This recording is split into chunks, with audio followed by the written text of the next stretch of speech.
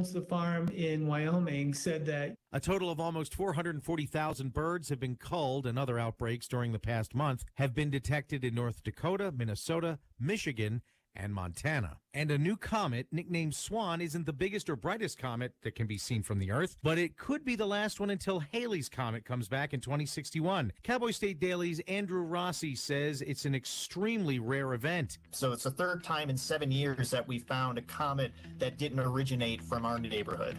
And that's today's news. Get your free digital subscription to Wyoming's only statewide newspaper by hitting that daily newsletter button on cowboystatedaily.com.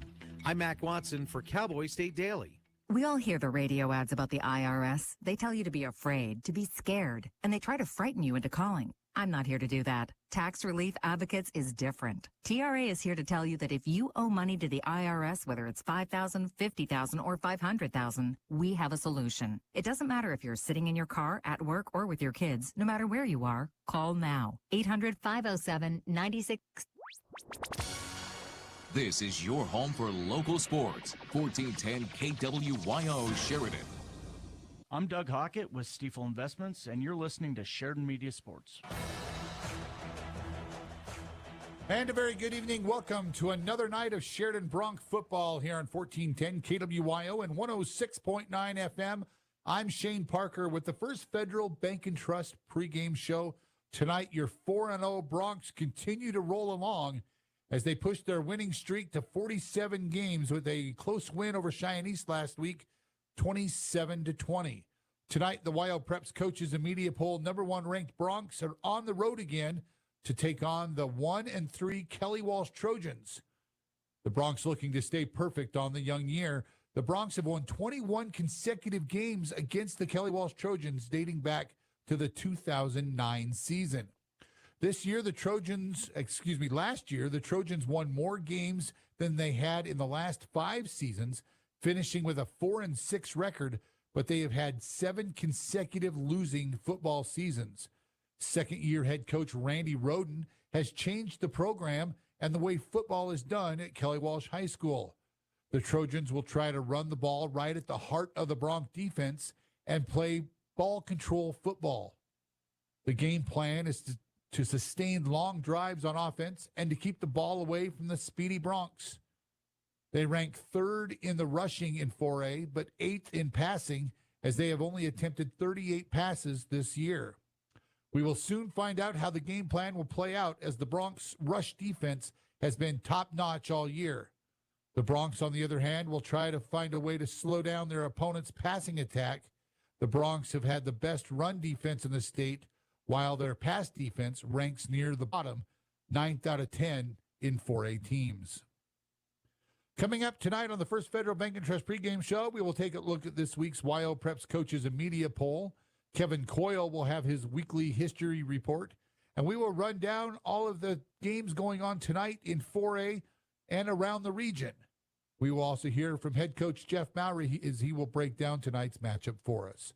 All that and more coming your way on the First Federal Bank and Trust pregame show right here on 1410 KWYO and 106.9 FM and streaming live at SheridanMedia.com.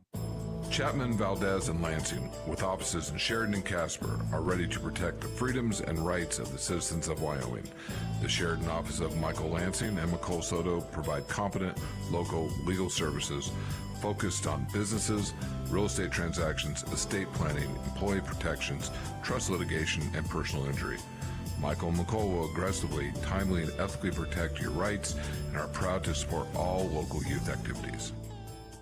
You save, we give. Hi, this is Amber Shirley with First Northern Bank of Wyoming. You're familiar with our Roundup program by now, but did you know that so far in 2025, we've matched nearly $20,000 that we've donated to local nonprofits in our communities? This year, at the end of third quarter, we will be giving to local organizations that help families over the holidays. If you haven't enrolled, stop by 29 North Gould Street in Sheridan to sign up today. First Northern Bank, investing in Wyoming communities since 1885. Member FDIC, Equal Housing Lender, NMLS 402576. When the Sheridan Broncs take the field, they bring strength, precision, and pride. At Simply Stone, they bring that same energy into every project, specializing in countertops, Their team fabricates and installs the finest quartz, marble, granite, and porcelain surfaces, turning your home into something truly exceptional.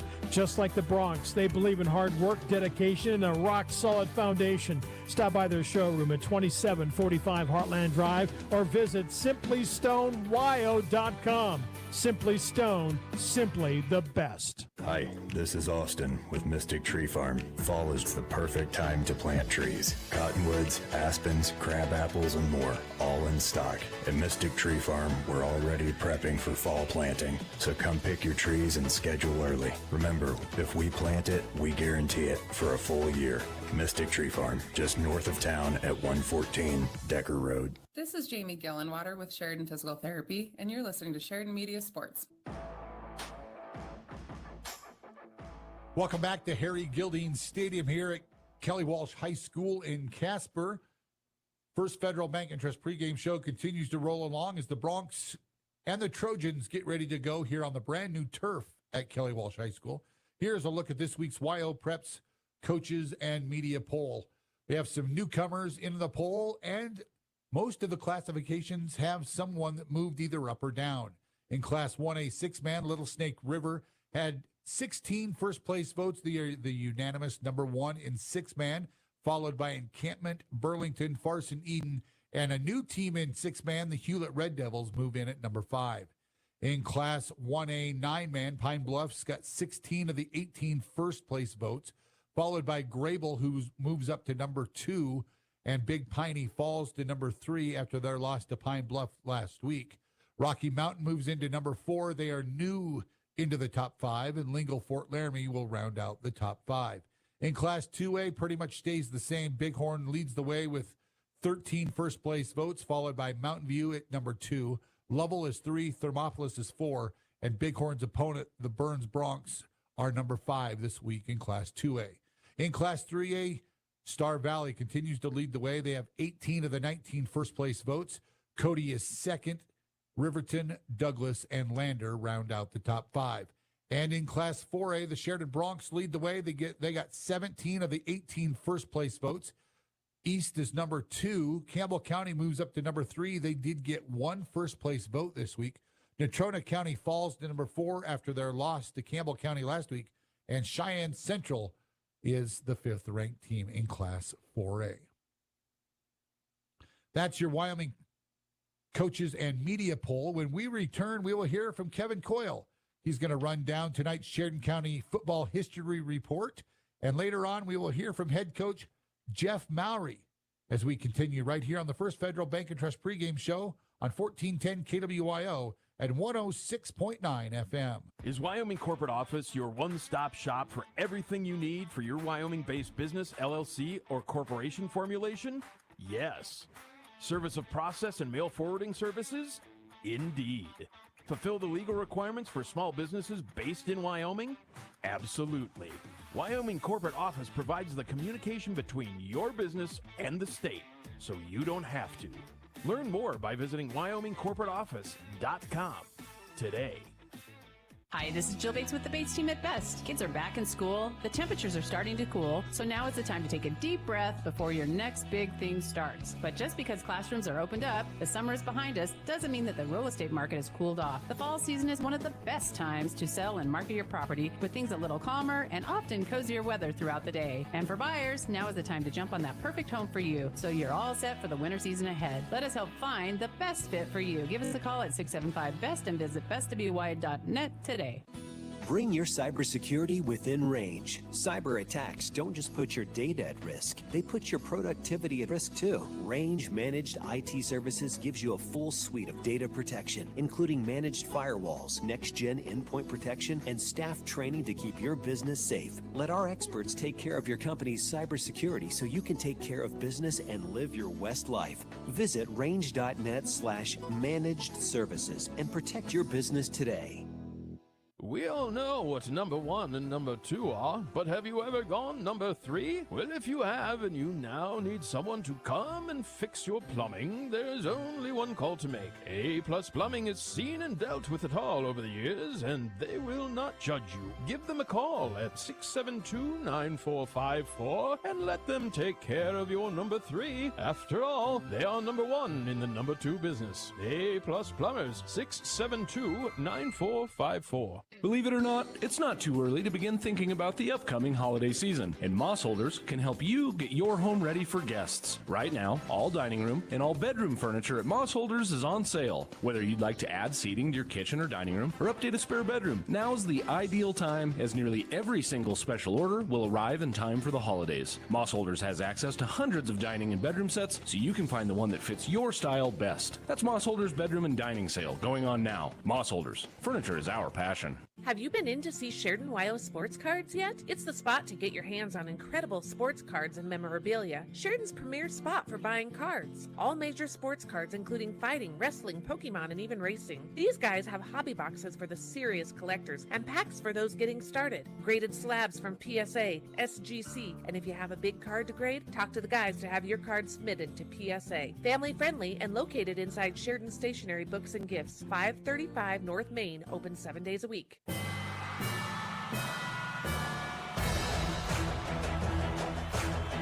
For Sheridan Media Sports, I'm Kevin Coyle with your Sheridan County High School football history report for Week 4 of 2025.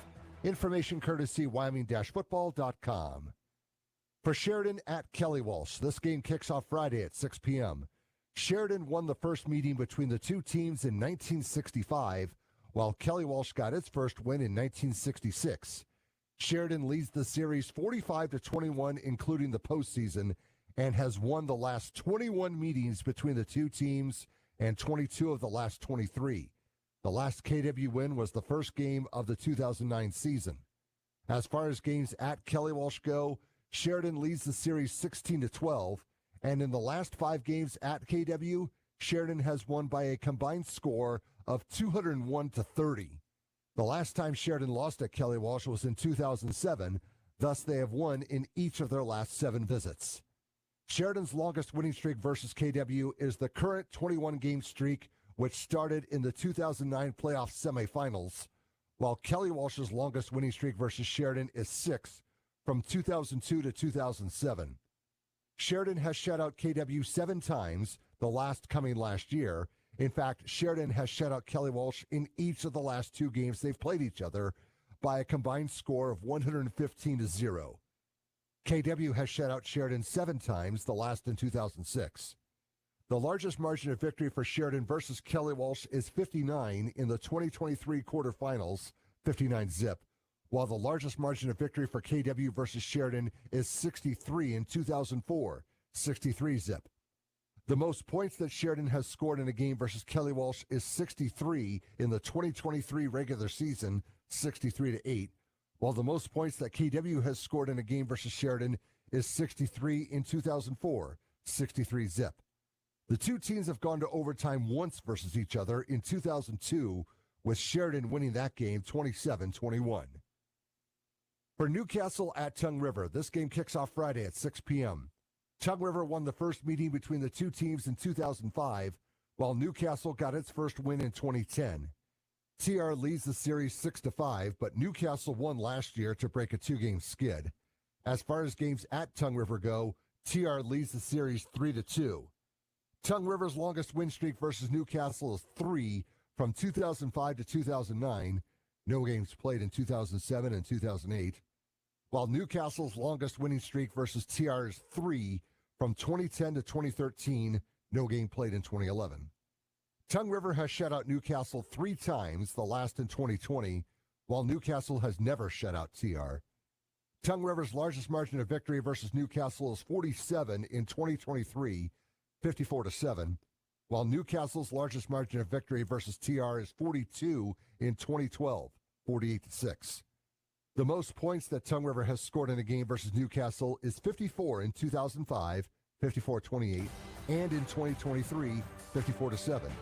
While the most points that Newcastle has scored in a game versus TR is 56 in 2013, 56-15. The two teams have gone to overtime once versus each other, with Newcastle winning in 2021. With your Sheridan County High School Football History Report, I'm Kevin Coyle for Sheridan Media Sports.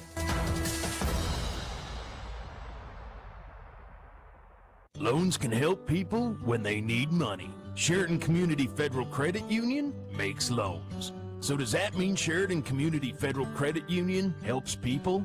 You bet it does. That's what it's all about. When you're a credit union member, that means you're also an owner. And practically anyone in the Sheridan area can be a member by becoming a customer. At Sheridan Community Federal Credit Union, located at 141 South Gould, member NCUA, equal housing lender.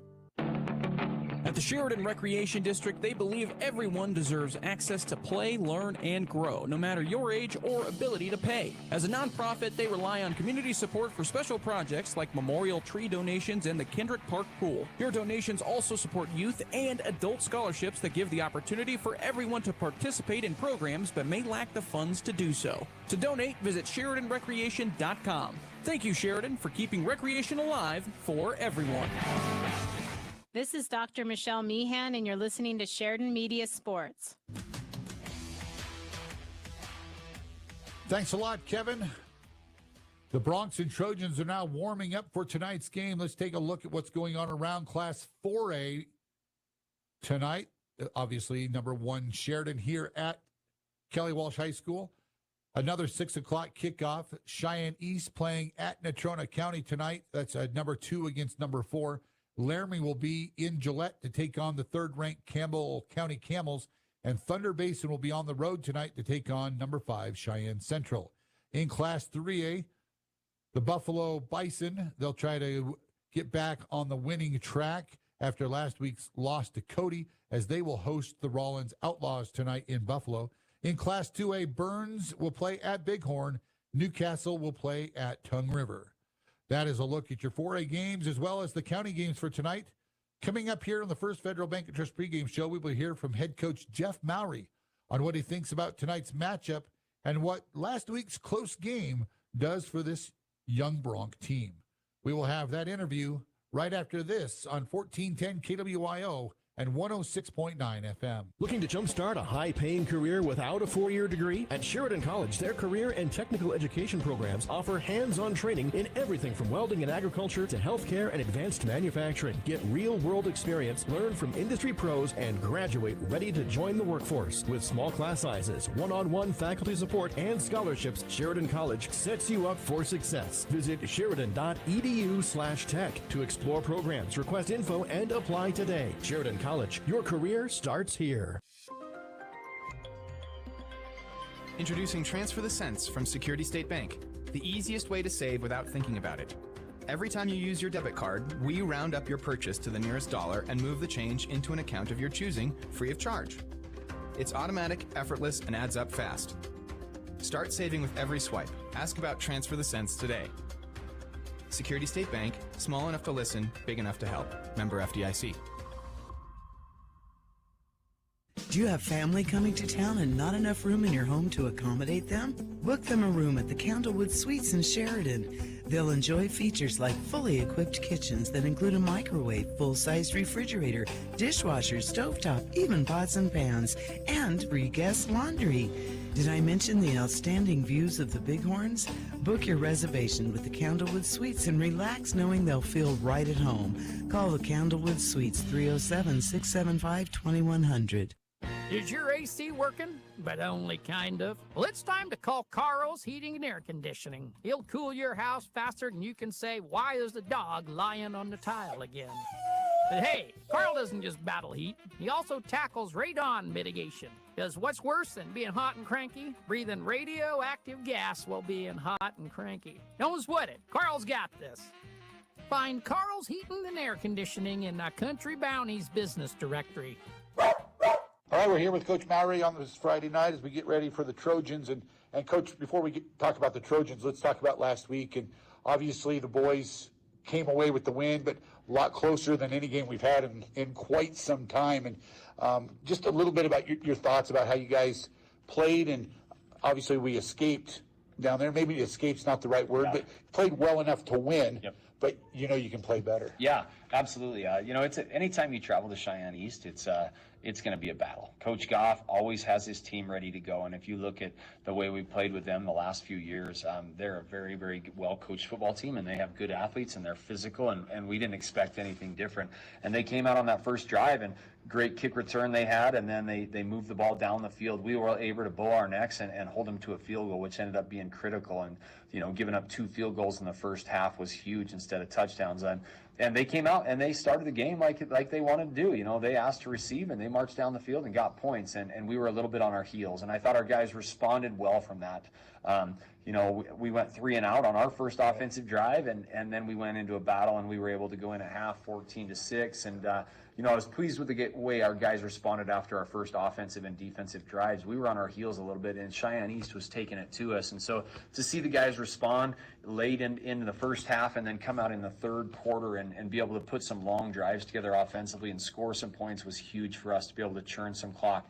Their game plan was to churn some clock and keep it out of our hands, and it was very effective for that first quarter and a half. And so they did a good job, and as always, Coach Goff and his team were well coached and well prepared for us, and they had scouted us well and found some weaknesses on us. Does having a close game now like this under your belt, does it change the perspective or the attitude of maybe the kids and the coaches a little bit? Just, you've had blowout after blowout after blowout, and now you're into a tight game, you win it, but maybe things don't come as easy as maybe anticipated. Yeah, I think absolutely that's a great learning opportunity. Just like a loss, or anytime you don't do well at something, it's a great opportunity to learn. And this is not that our kids didn't play well, but it's an opportunity to learn. We made some mistakes that we've got to be able to clean up, because Cheyenne East, Natrona, Campbell County, all of those guys have us out there, and they have we want to get to that level right now. Well, Cheyenne East is darn near there, and they're probably saying the same things. We had some plays go our way that we end up coming out on top. They probably say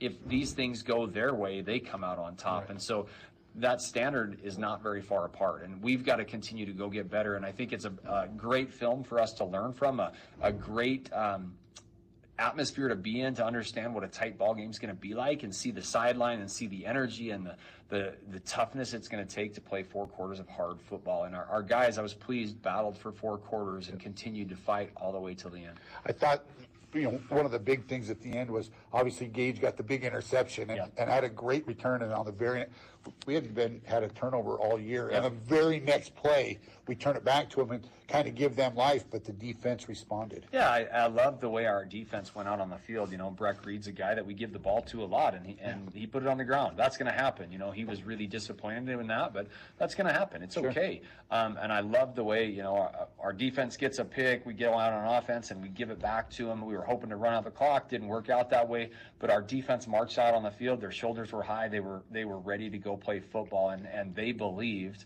and we believed we could go close it out on the defensive end of things, and they did. Does the defensive side of the ball worry you at all at this point of the season, just with maybe the yards you're giving up through the air? I know you guys have been talking and working on that and trying to mix and match guys in that secondary, but just maybe a few more yards given up than what you would like? Yeah, there was, I don't know what year it was, maybe 2021 or 2022. There's a big article about, it was the first year Coach McEwen, I think, started calling the defense, and maybe it was 2021. He started calling the defense, and I think the record Coach McEwen set was that we gave up the most points and most yards ever by a state championship team. And Coach McEwen, took that hard and things like that. But in my mind is what? It's a record you want to hold. You're a state champion, and whether you gave up the most amount of points or most amount of yards, whatever it was, it's a team game, and it takes all 3 facets of special teams, offense, and defense. And some nights the offense is going to be better, some nights the defense is going to be better, and sometimes special teams is going to have these huge things. So really, I don't really care which side of the ball gets it done. We've had some years where we're going to run the ball and play solid defense and not score very many points. Other times it's a high scoring shootout, and so.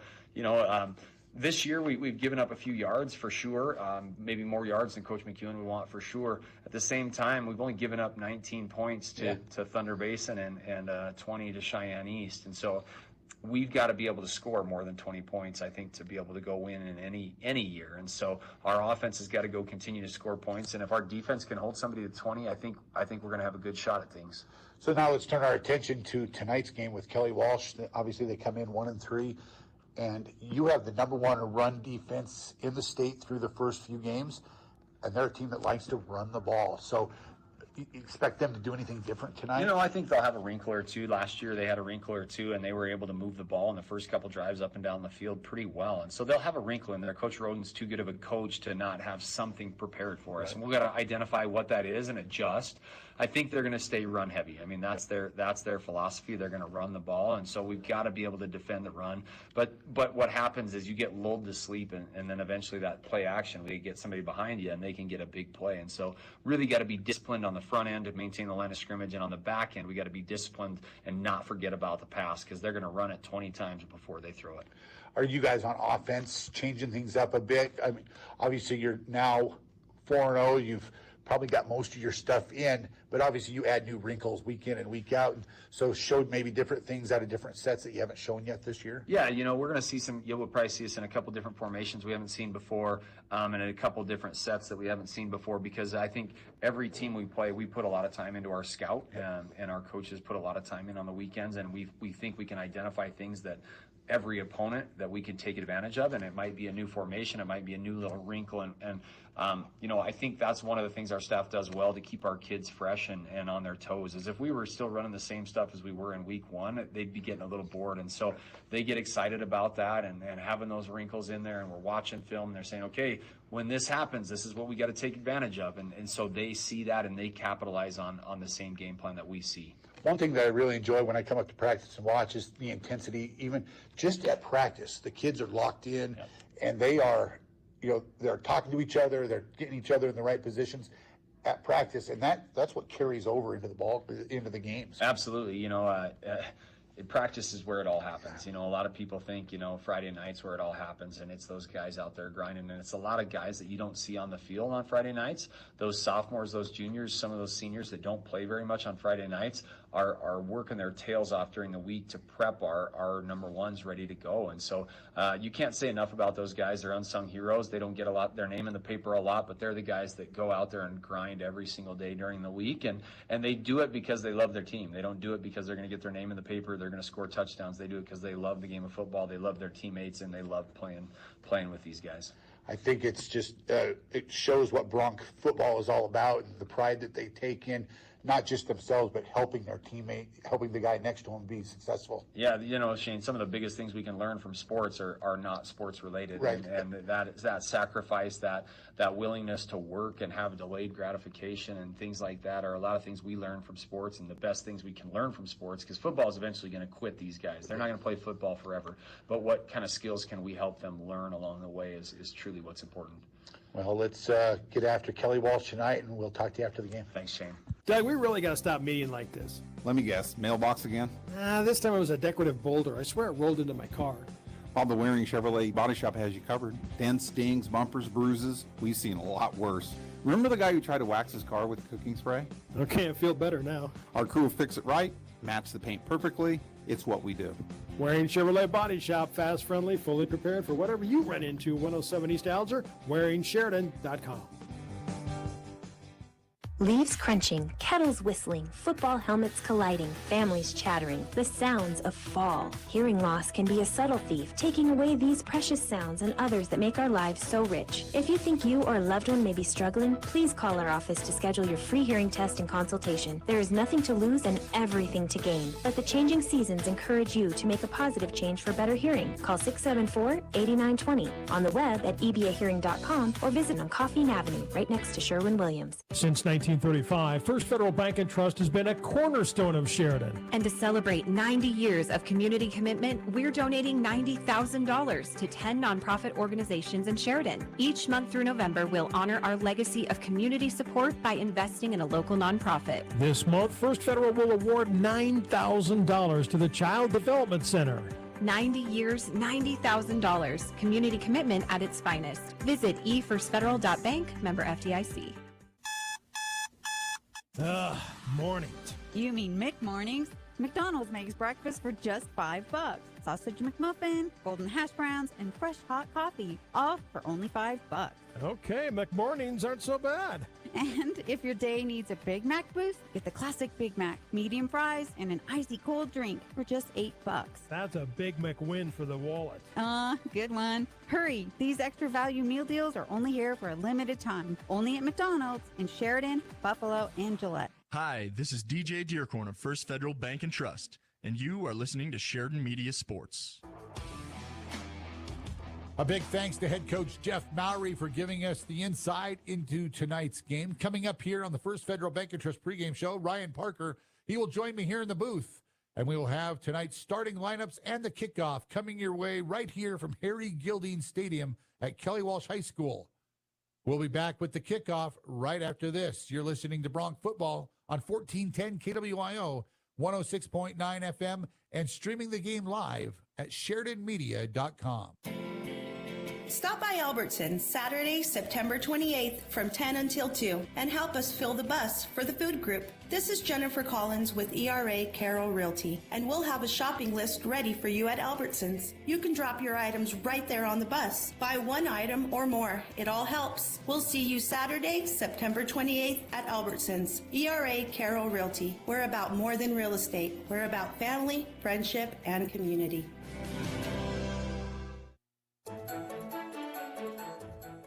At First Bank of Wyoming, you will always talk to a real person like me.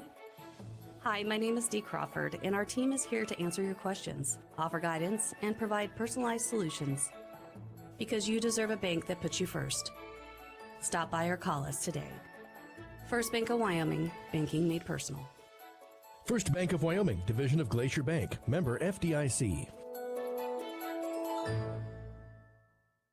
Are you ready for a better banking experience? Camco Federal Credit Union is excited to announce the opening of our new Sheridan branch location.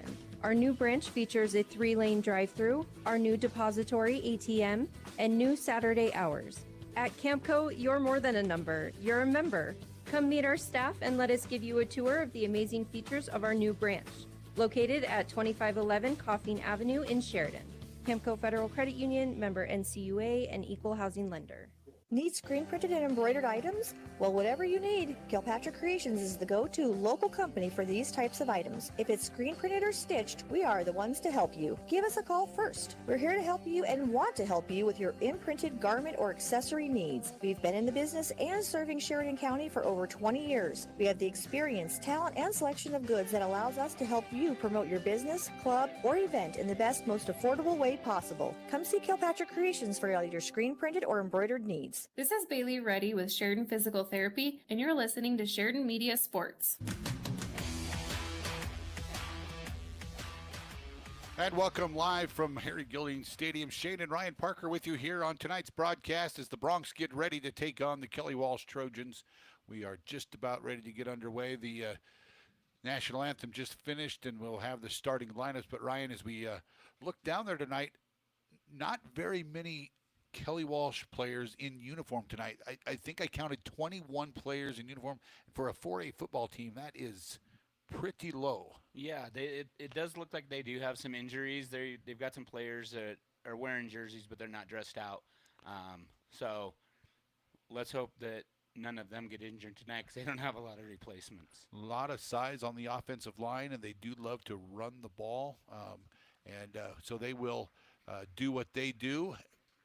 Head coach Randy Roden, he's been a longtime coach in Casper, has won state championships in basketball and volleyball at Kelly Walsh and Natrona County's high schools here, and now has taken over the football program here a year ago at Kelly Walsh. And so that's, they were 4-6 a year ago and just 1-3 so far this year, their lone win over Cheyenne South. Yeah, they have put up some points. Not a whole lot, but you got to play who's in front of you. So, and you have to be ready for whatever they're going to give you. So, Sheridan cannot go in and overlook these guys. So let's hope for a good game. So the Broncs they won the toss, and they have elected to receive, which whenever Sheridan does win the toss, they always elect to receive. So they will be on offense here to start the ball game tonight. We're just about ready to get underway. As we take a look, the Bronc offensive starters tonight will look like this. It will be, again, on the offensive line, the junior Brady Hartman. At left tackle, left guard is the junior Fisher Peldo. The center is the junior Kiernan Rapucci.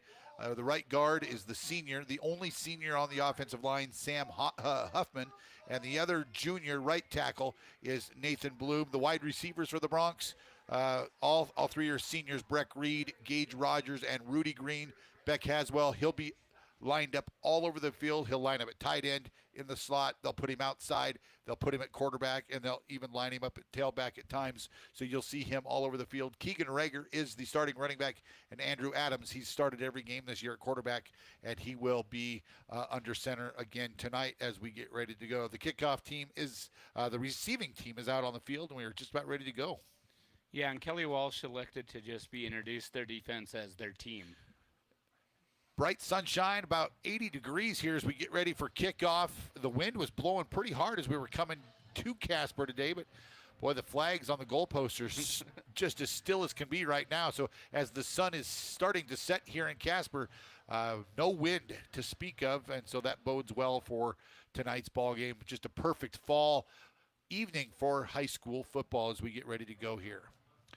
Doing the kicking for the Kelly Walsh Trojans will be Ethan Leslie. So he will do the kicking. He's got it teed up at the 40-yard line. And you'll see Kelly Walsh has kind of taken the game of football back to the old days with their offense. They do run that wing T offense with three different running backs in the backfield. So you'll see that tonight as well if you're watching the live stream. Any of the places, Sheridan Media, on the Sheridan Media Facebook page or on the Sheridan Media YouTube page. And there is the kick, and Leslie has a cannon of a leg. He kicks it clear out of the back of the end zone. No chance for a return for the Broncs, and they will start at their own 20-yard line. So the offense comes out on the field. It'll be Andrew Adams at quarterback. Again, Keegan Rager will be the running back. And the wide receivers into the ball game early for the Broncs. I do see Gage Rogers, he'll be lined up to the far side of the field. Haswell, Reed, and Green will come to the near side. And Rager will line up in that pistol formation with the quarterback, Andrew Adams. There's the whistle, and we are about ready to get underway. Adams calls for the ball. It's a little bit of a high snap to Rager. Rager breaks one tackle at the 20, across the 25, and fights forward across the 30 to about the 33 or 34-yard line. I think they're going to get him to the 33. A pickup of 13 yards there on first down for the Broncs. Boy, he just lowered his shoulder and trucked that would-be tackler and got an extra 5 yards on that run. Nice job by the offensive line getting downfield and getting to that second level. Adams, same formation. Same three receivers to the near side.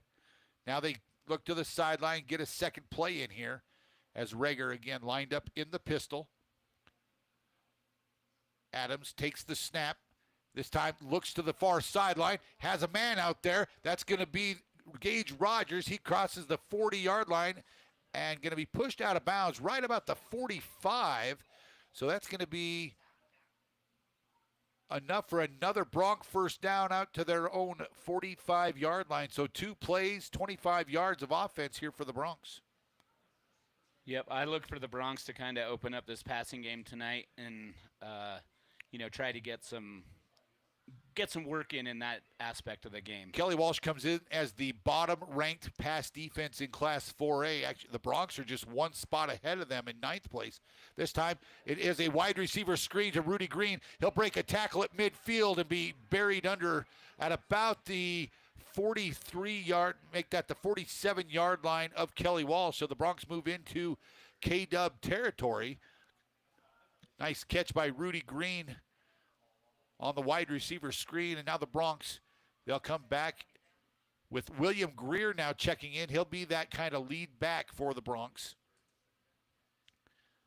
So they get the play in.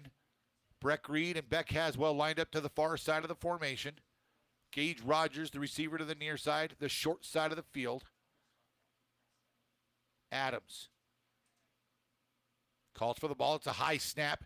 They fake the give to Rager. Adams has a man, and it's going to be Breck Reed at about the 30. He'll cross the 30 and be tackled there just inside at about the 25, 26-yard line. So another Bronc first down.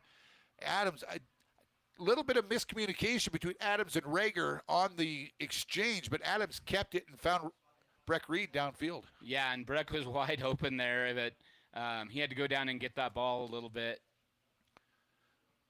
So now 3 receivers to the near side, 4 receivers in that formation again. Rager lined up to the left side of Adams. Kelly Walsh working with just 1 high safety here, 2 corners. The snap, the fake, now the give to Breck Reed. Breck makes a man miss. He's across the 25 and tackled at about the 23-yard line. And so it'll bring up a second down play for the Broncs. That's pretty good defense by Kelly Walsh to kind of bottle him up. I think Alvar was in on the tackle for the Trojans on the play.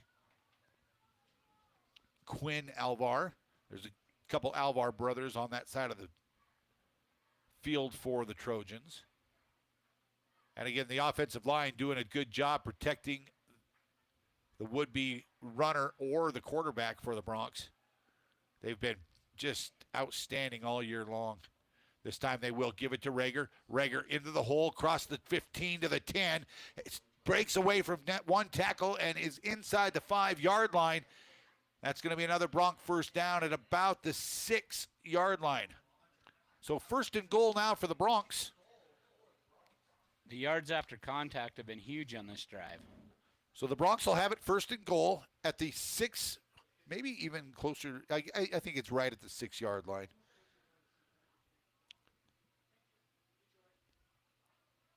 Rogers is going to come to the short side of the field.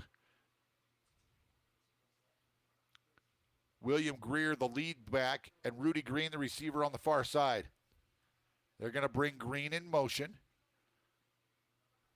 Adams, high snap again, but the give is to Rager. Rager will break a tackle at the 2 and be swallowed up right about the 1-yard line. It's going to be second and goal for the Broncs from the 1, or just outside the 1. And now Adams is going to check out, and I think the Broncs are probably going to go to that wildcat formation where Beck Haswell will be the snap receiver here. So they spot the ball actually at the 2-yard line, so second and goal from the 2 for the Broncs. Braxton Crow will be the lead back in this formation, and Torrey Phillips is also in the game for the Broncs. This time it'll be Haswell. Haswell takes the snap, hits one defender, and is going to be stopped shy of the goal. Actually, no, they say he got in. Touchdown, Broncs. Beck Haswell on the 2-yard run with 7:48 left here in the first quarter. The Broncs are on the board. Kelly Walsh did make Beck work for it a little bit as he barely crossed that goal line. But just a methodical drive for the Broncs coming down the field. So Haswell goes in from 2 yards out, and Greer will come on to try the extra point. William this year is 11 of 12 on extra point attempts.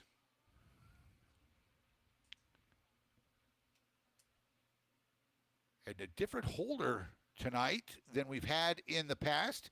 Looks like the holder for the Broncs is Michael McMullen, one of those younger quarterbacks. He's a sophomore. I know he's kind of works as a quarterback and a wide receiver, but the extra point is up and good. So with 7:48 remaining here in the first quarter, it's the Broncs 7. Kelly Walsh will get the ball next. You're listening to Bronc Football on 1410 KWIO and 106.9 FM. Building or remodeling your home or commercial space can be overwhelming. With so many decisions to make, choosing the right contractor matters. At North Country Construction, we believe you deserve a team you can trust. From initial planning and site work to concrete and final touches, we handle the entire process with a decade of quality in the Sheridan area that speaks for itself. When only the best will do, call North Country Construction, 307-461-2896. This is Dr. Michelle Meehan, and you're listening to Sheridan Media Sports. Welcome back to Harry Gilding Stadium here at Kelly Walsh High School. Brand new turf Kelly Walsh was one of the last two teams in 4A that still played on a true grass field up until this season. And now they have got the turf installed. So brand new artificial turf here at Harry Gildine Stadium, the site of the all-class state track meet every year. Beautiful facility, and now looks really good with this new turf. Yeah, it looks beautiful, and this is a beautiful Friday night here in Casper. So William Greer has it teed up at the 40. Kelly Walsh will get the ball. Greer's kick is going to reach the end zone, and it will be a touchback for the Broncs, and Kelly Walsh will take over 1st and 10 at their own 20-yard line. Quarterback for the Trojans is a senior, Carter Alvar. Alvar, they list him at 6 foot, but they say 6 foot, 150 pounds. He's 13 of 41 on the season for 284 yards, 2 touchdowns through the air. He's thrown 4 interceptions, and he's carried the ball 27 times for another 111 yards. So he throws it and he runs it a little bit for this team. The running backs will be Ethan Haig, Ben Fetter, and Quinn Alvar. You will also see Izot in the backfield. First play from scrimmage will be a pick of about 3 yards on the play for the Trojans as Ben Fetter got the first carry of the game across the 20 to about the 23-yard line. With this offense that Kelly Walsh runs, this wing T or whatever, the Broncs are really going to need to, stay at home because you never know who's getting that ball. Yep, they do a lot of misdirection in the backfield. And so there's 3 or 4 different guys, depending on if they have guys that come in motion as well, who will have the opportunity to have the ball in their hands. Alvar under center, gets really low, turns. It's the 3rd guy through this time, and he's going to be stacked up for maybe a gain of 1. Actually, I think they're going to say right at the line of scrimmage, no gain on the play was Fetter again, the ball carrier. So I do see another guy in the backfield that we haven't seen in the statistics or anything this year. Number 23, that is, Hunter Izot is back there for the Trojans. So Izot, Fetter, and Haig have been the main ball carriers this season for the Trojans. Alvar again will go under center. 3rd down and about 7 for the Trojans from their own 23-yard line. Alvar, now he's going to pitch it to Haig. Haig, actually that's Fetter across to about the 28 or 29. It's going to come up just shy of the 1st down marker. Or are they going to put him out at the 30? Yep, looks like they're going to spot it just shy of the 30-yard line. It will be 4th and inches. Just 4th and inches for the Trojans. It looks like they're going to go for it here on their inside their own 30-yard line. I mean, what do you got to lose? Yeah, you have nothing to lose, right? You're 1 and 3 on the season. And you've moved the ball a little bit. So Alvar. And they got Sheridan to jump. I think they got Sheridan to jump. And so that's going to give the Trojans an automatic 1st down, if that is indeed the call.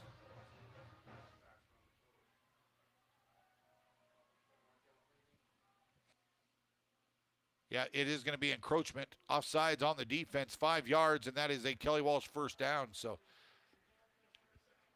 the ball will be moved out just shy of the 35-yard line, and the Trojans will have a 2nd set of downs here on their 1st drive of the night. 6:17 to go here in the 1st quarter. The Broncs leading 7-0 on the range scoreboard. Alvar under, turns, pitches it to Fetter. Fetter gets outside, breaks 1 tackle, and going to pick up about 5 yards out to the 40-yard line. Wow, nice run. He kept those legs moving. He was hit about it once he got about a yard, but he kept those legs going and got about 4. One of his buddies came from the backside and was able to push that pile forward a little bit, picking up 5 yards there on 1st down. And now Alvar, he came all the way to the sideline, now has to hustle back to the huddle to call this play. Bronc defensive line has done a good job of tying up the offensive line this year so the linebackers can fill Linebackers in the ballgame tonight for the Broncs. Keegan Rager, Blaine Phillips, and William Greer are the starters. Those are the guys in there now. Fetter, again, the pitch to the outside. He'll fight forward for maybe a yard. They're going to mark him to the Kelly Walsh 41-yard line. Blaine Phillips in on the tackle that time for the Broncs.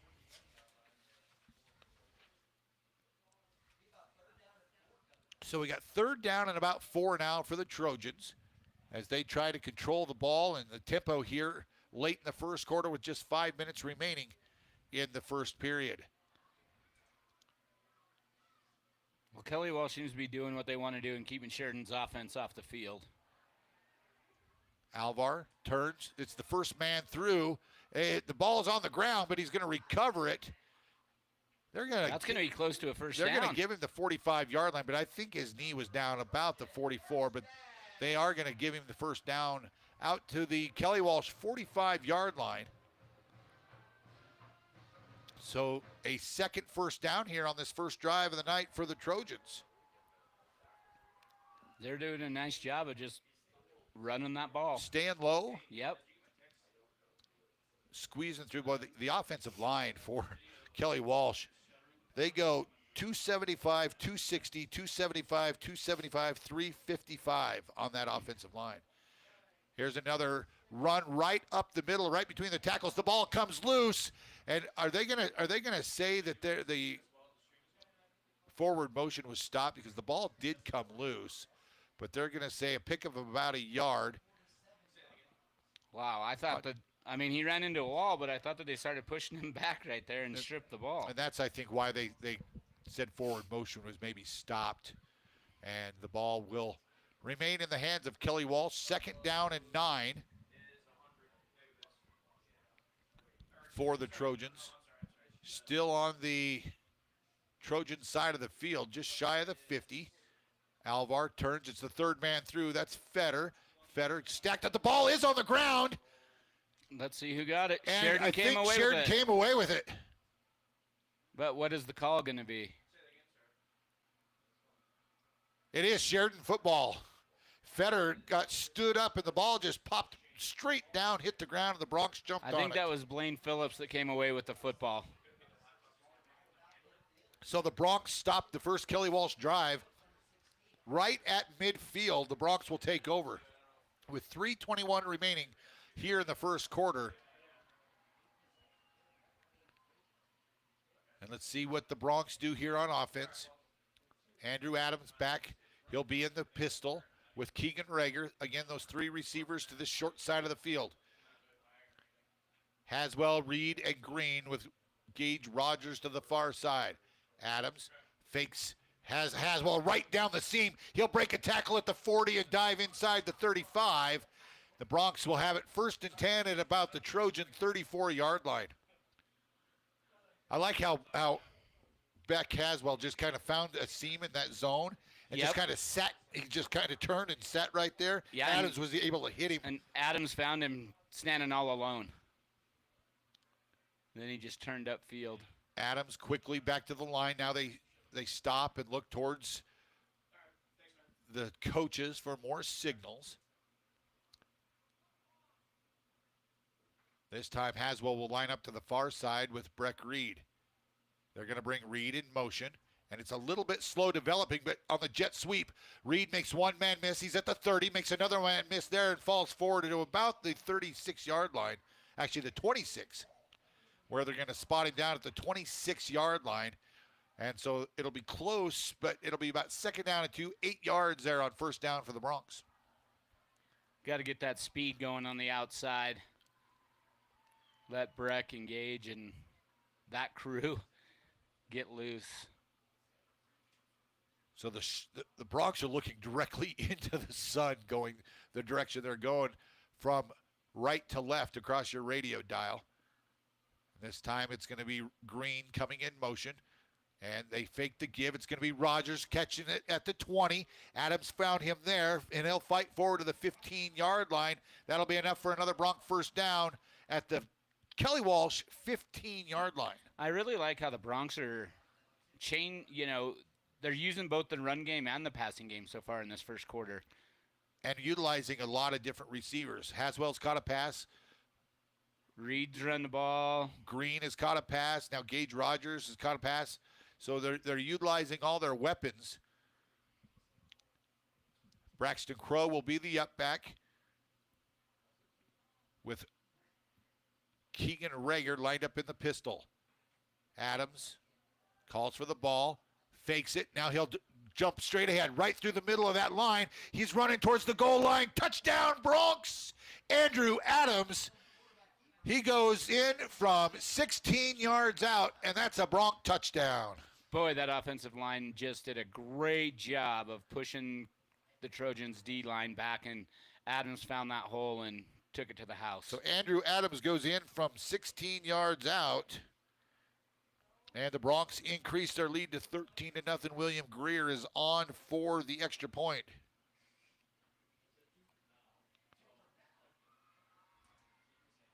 Boy, the defense really bit on that fake to Rager, and Adams just kept it right up the middle. Greer's kick is up, and it is good. With 1:15 remaining here in the first quarter, it's the Bronx 14, Kelly Walsh 0. You're listening to Bronc Football on 1410 KWYO, 106.9 FM, and streaming live at SheridanMedia.com. One Health in Sheridan provides medical care, mental health, and other support services for the whole family. Our whole person approach serves children, adults, and seniors, and we accept patients with private insurance, Medicare, Medicaid, and no insurance. From childhood immunizations and wellness checks to substance use treatment, visit One Health for same-day availability and an income-based sliding fee. Visit onechc.org/Sheridan for more information. Hi, this is DJ Dearcorn of First Federal Bank and Trust, and you are listening to Sheridan Media Sports. Welcome back to Harry Gilding Stadium here at Kelly Walsh High School. Ryan, another just methodical drive for the Bronx, right from midfield. They included a lot of different athletes on that drive. They did, and they did what they needed to do. They forced the turnover, and they took it down and scored points.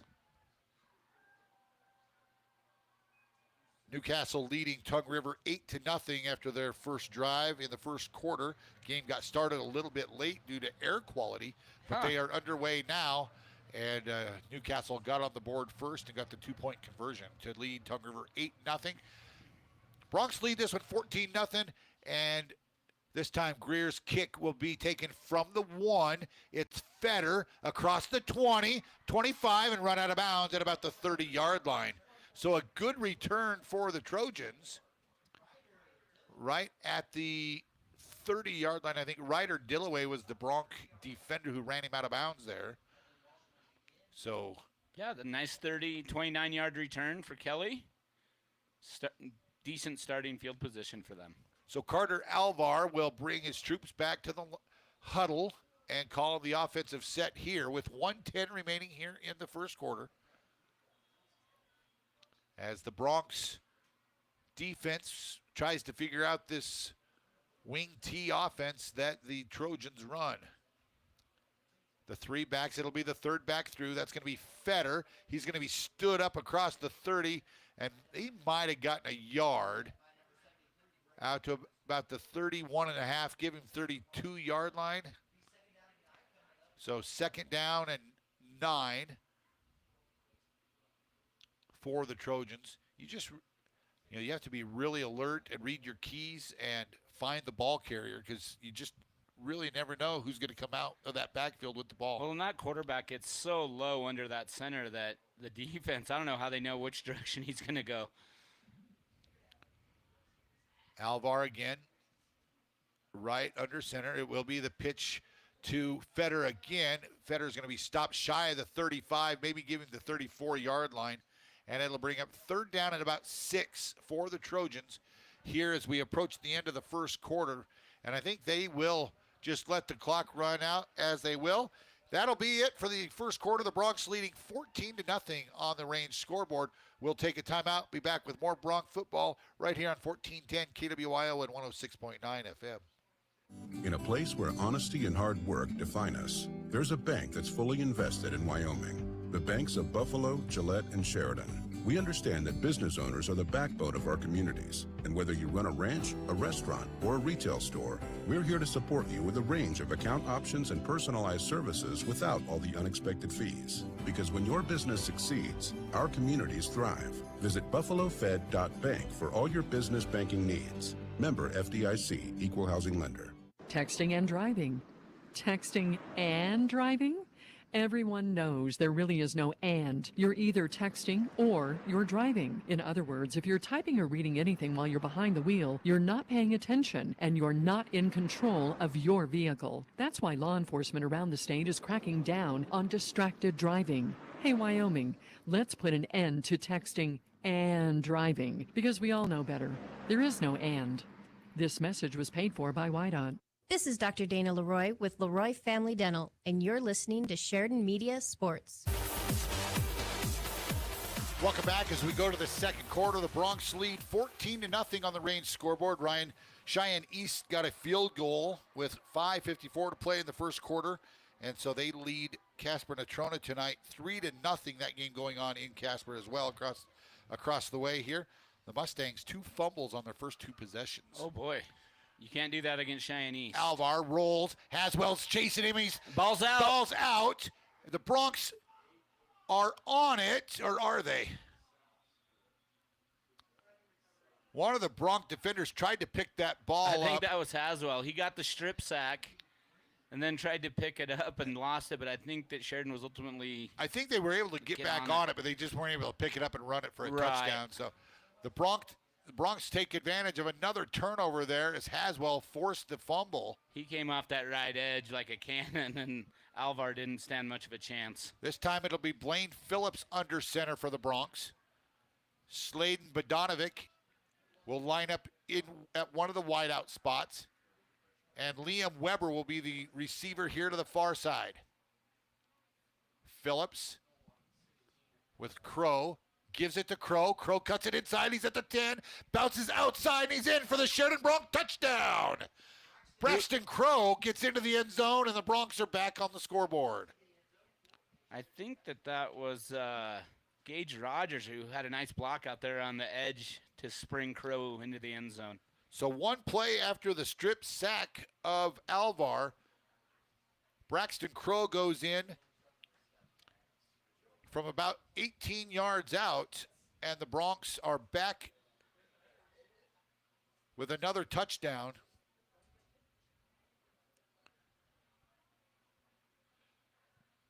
Greer on for the extra point. McMullen, the holder. The hold's good. The kick is up, and the kick is good. And there is a flag down. Let's see what it is. Came from the referee, the white hat. Let's see if... they're going to call it. Did they hit the kicker on that? I wasn't paying attention. I was watching to see if the ball went through the upright. Right. So it looks like they're going to talk to Sheridan. So Crow got the touchdown. The officials are coming over to talk. Are they going to step it off on the kickoff? Personal foul, roughing the kicker.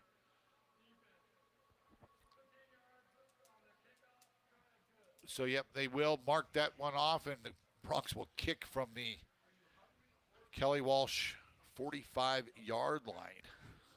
So I'm going to guess there will be no return. So we'll just keep it right here. So the Bronx lead at 21-0. Greer got that extra point to go through. And the kick team will come back out on the field for the Bronx. They lead at 21-0 here with 11:45 remaining in the first half. Bronx already getting some of their second-string guys into the ballgame on offense.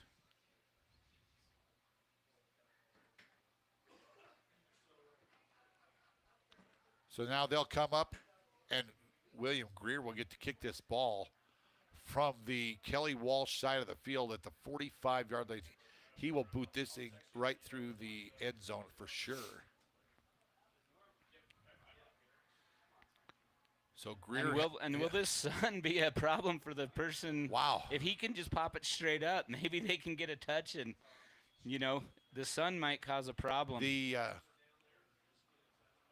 sun is right at that level, isn't it? And he's just going to kick it through the uprights. He did kick it right through the uprights. So Kelly Walsh will take over at the 20-yard line, and Ryan, the Bronc offense just depleted Kelly Walsh defensive side of the ball. They've got 5 or 6 guys on the sidelines that are not playing tonight due to injuries. Yeah. And the Bronc offense just taking advantage of that. Well, for sure. and with these low in numbers, I mean, these Kelly Walsh guys are having to play both sides of the ball. Yep. And they're just, they're just going to get tired. So we're 21-0 now. The Bronx just trying to take advantage of what's put out there in front of them. Braxton Crow at one of the linebacker spot, also Liam Weber in there as well. And this time it'll be the second back through, and then nothing there. Boy, that's going to be stopped right at the line of scrimmage. Maybe even lost a yard. That's Quinn Alvar, the younger brother of quarterback Carter Alvar, was on the carry that time for the Trojans. Yeah, they spotted it right back at the 20, so no gain. No gain on the play, second down and 10. 11 minutes and 20 seconds left here in the first half, and Kelly Walsh wants a timeout. We'll take one with him. Bronx lead 21-0. We'll be right back with more Bronx football on 1410 KWIO and 106.9 FM. They'll tell you nobody sells campers cheaper than them. Let me tell you, they're wrong. We do. Midway RV in Sheridan has new campers at the lowest prices in the country. Units won't last at these prices. Limited floor plans available, trade-ins welcome, financing ready. Midway has a floor plan for you. Hit the mountain road or back road for less. Stop by our newest showroom on Coffeen Avenue in Sheridan. Visit midwaycampers.com. Lowest prices in the country, right at your fingertips. I'm Doug Hockett with Stiefel Investments, and you're listening to Sheridan Media Sports. Welcome back to Harry Gilding Stadium here at Kelly Walsh High School. The Bronx and the Trojans battle here in the second quarter. The Bronx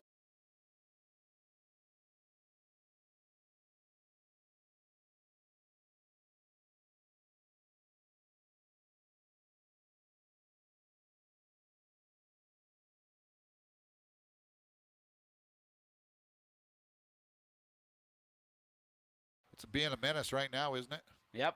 Well, for Kelly Walsh right now, but Sheridan dealt with it in the first quarter.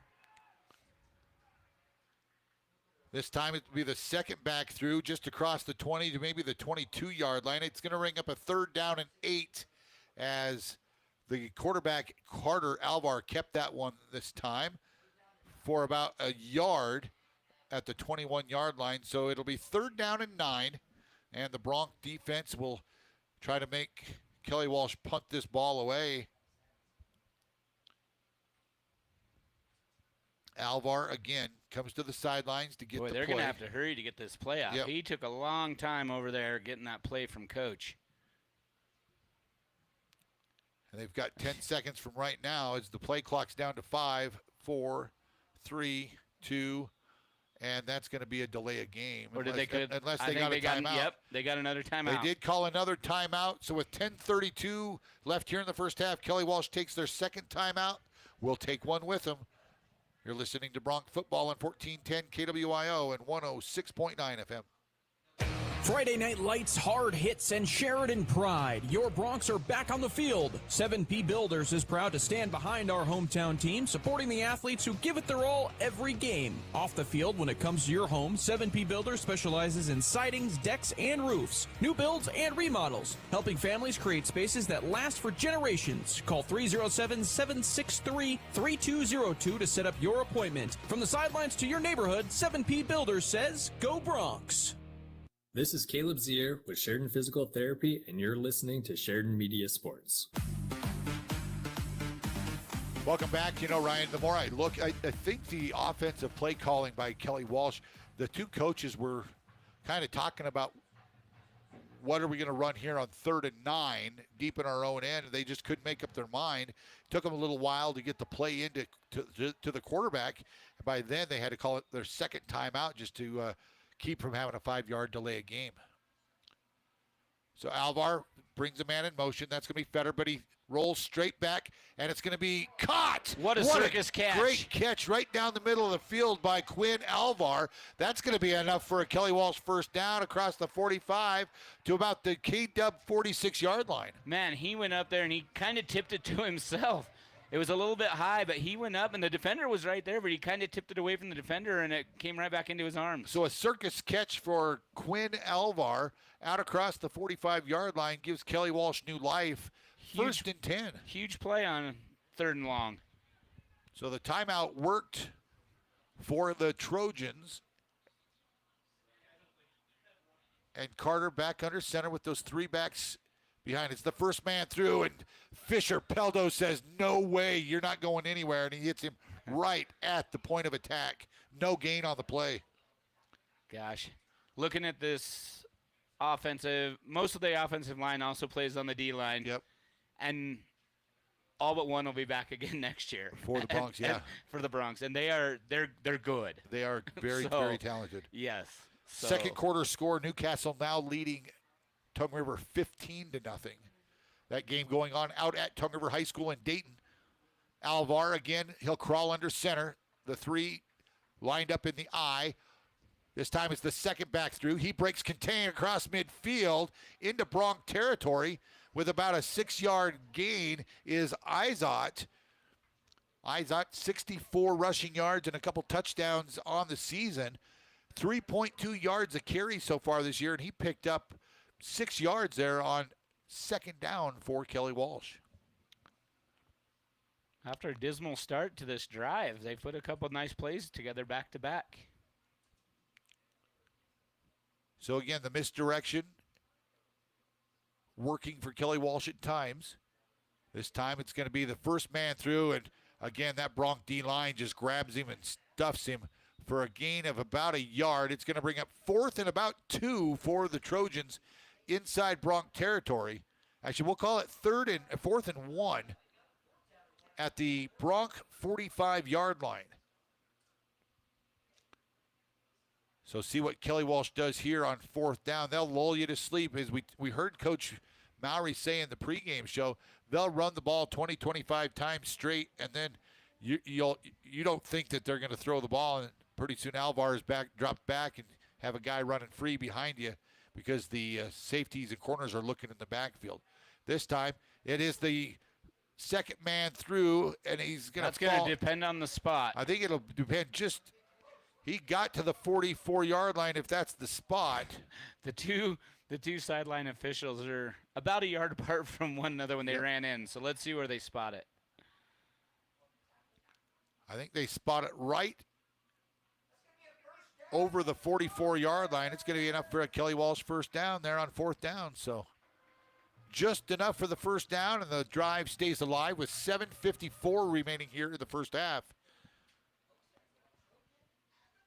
So the Trojans moving the ball here a little bit on their 3rd drive. They turned it over both times on their 1st and 2nd drive. A fumble by Fetter, and then a fumble by the quarterback. This time the pitch is outside, and Fetter's going to be run down shy of the 40-yard line, about the 41, where he'll be run out of bounds by, I think that was Cooper Lynn, who came from his linebacker spot. Also Owen Matthews over there for the Broncs. So a pickup of about 3 yards on first down, and the clock runs.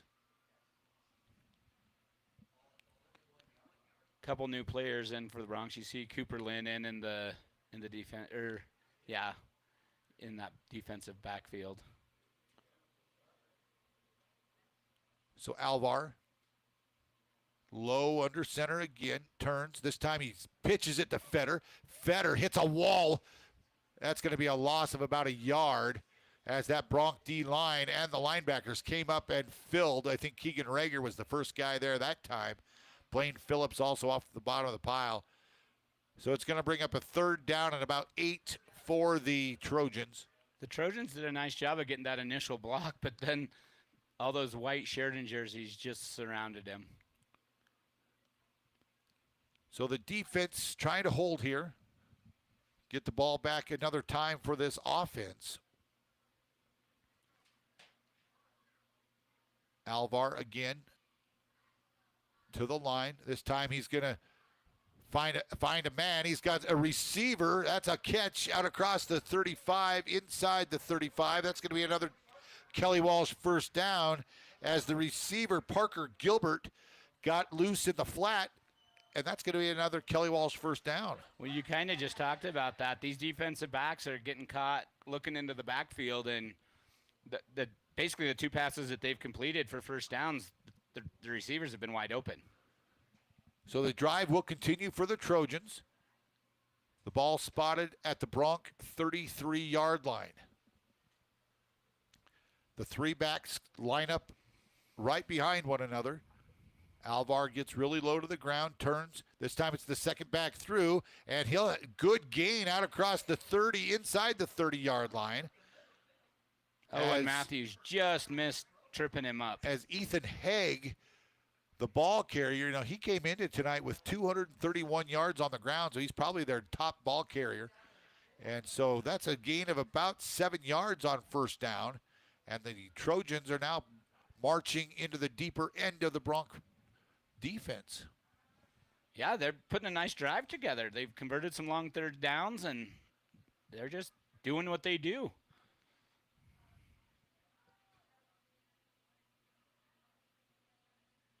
So Alvar, this time it'll be the third back through. That's Fetter. Braxton Crow comes up and hits him right at the line of scrimmage, but they're going to say he falls forward. That might be enough for another first down. But Crow did a nice job filling, and it will be enough for a Kelly Walsh first down at the 23-yard line. So Kelly Walsh keeps their drive going as we are now under 5 minutes to go here in the first half. Bronx leading 21-0 on the range scoreboard. But this drive has taken a good portion of this second quarter. The Bronx scored on the first play of the quarter. And Kelly Walsh has had it the rest of the time here. This time it'll be Fetter, the third back through. He bounces off the Bronx defense. Oh, boy. And he's off. And the Bronx did not wrap up. And that's going to be a 23-yard touchdown run for Ben Fetter. And Kelly Walsh is on the board. Boy, he ran right into the back of his offensive lineman and Sheridan, and he one little spin move to the outside, and there were no Broncs there. And he took it 23 yards to the house. 23-yard touchdown run for the Trojans. And Leslie will come on for the extra point. So 21-6 with the extra point coming for the Trojans. Snap good, the hold's good, the kick is up, and it is no good. So with wide right. So with 4:27 left here in the first half, it's the Bronx 21, Kelly Walsh 6. You're listening to Bronx Football on 1410 KWYO and 106.9 FM. View the level of your propane tank from anywhere, anytime with a tank monitor from Farmers Co-op. Always know how much propane is in your tank using the app on your cell phone or tablet. This feature is awesome for frequent travelers, adult children taking care of their aging parents, or folks with rental properties. Monitors are compatible with most tanks where cellular or satellite signal is available. Propane tank monitors available now at Farmers Co-op, 1450 Coffeen Avenue in Sheridan. Have you been to the showroom at Thompson Master Masons? If you're thinking about doing a masonry project, you need to stop by and check it out. Thompson's is located on the corner of Broadway and 11th in Sheridan with a showroom full of brick and stone samples. They offer both man-made and natural stone. As a matter of fact, Thompson Master Masons has the widest selection of stone, block, and brick in town. Wholesale or retail, contact Thompson Master Masons. This is Dr. Michelle Meehan, and you're listening to Sheridan Media Sports. Welcome back. Leslie has it teed up and ready to go. And we are about ready to get this game back underway after the 23-yard touchdown by Ben Fetter of the Trojans. And they get on the board here late in the first half. The Bronx leading 21-6. Fetter's kickoff is high, and it will be taken at the 1-yard line. Reed fakes it to Gage Rogers, brings it up the near sideline, and Breck Reed is off to the races. He's at the 30, the 20, the 10, and that's going to be a Sheridan Bronc touchdown. A 99-yard kickoff return, and the Broncs are back on the board. Holy cow. He had one guy to beat. Once he broke the one guy at about the 20-yard line, no one was going to catch him. So Breck Reed with the 99-yarder. And the Broncs return those points right back to the board. I was going to say, they get it right back. And maybe +1 if we can make this extra point. And folks, I know that I'm getting some messages on my phone that the internet, our live stream keeps freezing at times, and the sun is brutal. It's really hard for that camera to focus at times as well. So we are working on it, and hopefully once the sun goes down, it'll be a little better. But the extra point by Greer is up, and it is good. And so with 4:13 remaining here in the first half, it's the Broncs 28, Kelly Walsh 6. We'll be back with more Bronc football here on 1410 KWIO and 106.9 FM. Chapman, Valdez, and Lansing, with offices in Sheridan and Casper, are ready to protect the freedoms and rights of the citizens of Wyoming. The Sheridan office of Michael Lansing and McCole Soto provide competent local legal services focused on businesses, real estate transactions, estate planning, employee protections, trust litigation, and personal injury. Michael and McCole will aggressively, timely, and ethically protect your rights and are proud to support all local youth activities. Hi, this is DJ Dearcorn of First Federal Bank and Trust, and you are listening to Sheridan Media Sports. Welcome back to Kelly Walsh High School here at Harry Gilding Stadium, and again, we're hoping that once the sun goes down, it'll be a little easier on that camera. Once looking to the west, it's tough on that camera right now. So yeah, maybe 10 more minutes or so, guys. Hopefully the second half is much better. Newcastle now leading Tongue River 23-0 in the second quarter. We're trying to pass along some other scores to you as we go along. Bighorn did beat Burns this afternoon at Bighorn High School 59-0. So the Rams are rolling. Yeah, Coach McLaughlin and the Rams just keep rolling along with their undefeated season so far. And Greer has it teed up. This time he'll kick it from the 40. See if he can get it out the back of the end zone. And this time it will be booted, and it will get to the end zone. It will be a touchback. So another nice kick by William Greer. And the Trojans will start at their own 20-yard line. You know, Ryan, the Broncs do a good job of building depth. You know, early in this season, week 0, when they went south, they said, we know that we have to build some depth. We have to get some of these younger guys, these sophomores and these juniors that haven't played a lot of football, these seniors that haven't played a lot to this point in years prior. We've got to get them on the field, and I really feel like they do a decent job of really trying to get guys on the field at times when it matters. Oh, I would agree with that. So the first play here on this drive for Kelly Walsh is a run up the middle again for about 2 yards, maybe I guess they'll give him 3 yards, as I think it was Ethan Haig, the ball carrier. I've always said that I feel like the coaching staff at Sheridan High School does a great job. You know, they'll build a big lead. Coach Mowry doesn't try to run up the score. He puts these younger kids in so that if they have to go in for an injury or whatever the case may be, they're not intimidated under the Friday night lights. They know what their job is, and they go in and execute it. And I think that that's a big part of why they've won 4 in a row. This time it'll be Fetter. He's hit right at the line of scrimmage and drove back. That's going to be a loss of 2 yards as the Bronc defense saw the ball carrier with it that time, and Haig was stopped for a 2.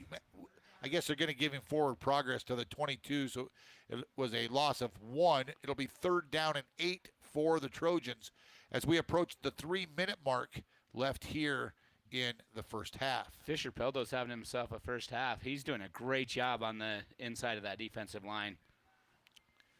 That left side of that D-line with Nathan Bloom and Peldo, they've just been doing a great job up there. This time Alvar, he's going to roll to his near side, has a man. That's Gilbert. He'll catch it at the 25-yard line and be dropped right there. It'll bring up a 4th down and 5. But Alvar, 3 of 3 so far here in the ball game. Yeah, good coverage by River Osborne on that play, though, and it didn't go for too much.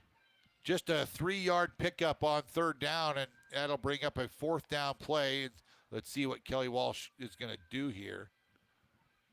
They're going to let the play it looks like they're going to let the play clock wind down and then probably call a timeout, because I saw I think it was the offensive coordinator talking with the official here on the sideline.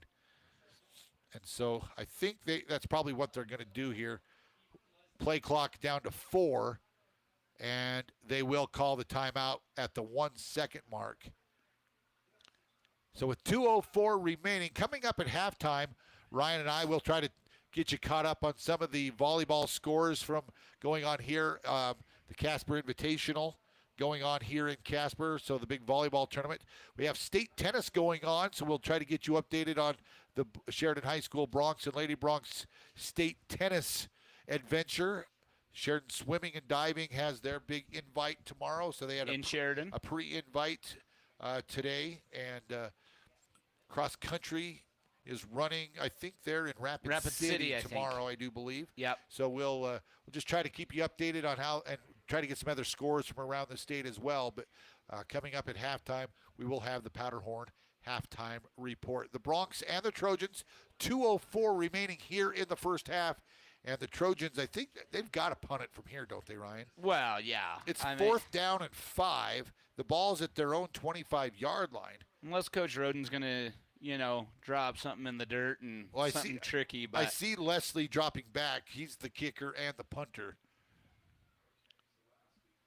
But Alvar is the up back. He's the quarterback, and he's also done some punting this year as well. So you just don't know what they might try to do here. Yep. Back deep is Rudy Green and Breck Reed, and the ball is gotten away. Leslie, good kick, drives Reed all the way back to the 35-yard line. He comes to the near side, has a seam up the near side. He's at the 30, and we driven out of bounds at about the 25 or 26-yard line. So a good return again by Breck Reed all the way in deep into Trojan territory.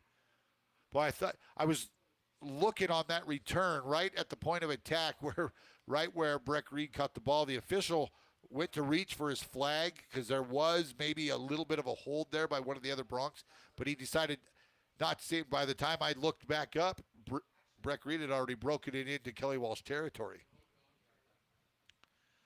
The Broncs did a nice job of setting up a wall, and once he got to that outside. So Liam Weber to the near side, lined up there. Blaine Phillips, he's going to keep it, dive across the 25 to about the 24-yard line. Torrey Phillips was the running back in the backfield that time for the Broncs. Nice tackle there by Bo Keller, the junior. Noah Newman, one of the wide receivers, he's on the far side, on the outside, Green in the slot, and Sladen Bodanovic lined up inside. This time, boy, the thrown way outside and wide of Noah Newman. And that'll bring up a 3rd down and 8 for the Broncs. Owen Matthews checks in on that offensive line for the Broncs. Looked like there were a couple Bronc receivers over there, so I don't know if there was a little bit miscommunication, because normally you see Blaine make that completion. And now it'll be Braxton Crow lining up in the backfield with Phillips. 3 receivers to the far side. Haswell, Green, and Bodanovic. Liam Weber to the near side.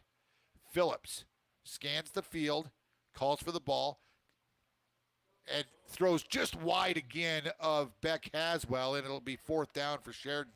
4th down and 8 with the ball at the 24-yard line. And I think they're going to try a field goal here. Might as well. You don't get a whole lot of field goal work during the season. I think William Greer's only attempted 1 field goal this year. It was a 32-yarder, and it was wide. He's 0 for 1 on the year. This time the ball will be placed at the 32. This will be a 42-yard attempt for William Greer with 1:15 left here in the half. McCullen is the holder. Greer, the kick is up, and it is good. A 42-yard field goal for William Greer, and the Broncs lead 31-6. Wow, what a great kick by William Greer. And I think that was Blaine Phillips doing the holding. Was it Blaine? Yep. I really thought it was Michael McMullen. It's hard to tell the 8 from the 9 on those jerseys. So William Greer with the 42-yard field goal. And the Broncs lead 31-6 here with 1:10 remaining in the first half. And that sun's finally gone down over the horizon, so hopefully the live stream looks a lot better now. So the Broncs will bring the kicking team back out on the field. And as we approach halftime again, we'll have the Powderhorn halftime show for you coming up here. We'll try to get you caught up on scores from around the state as well.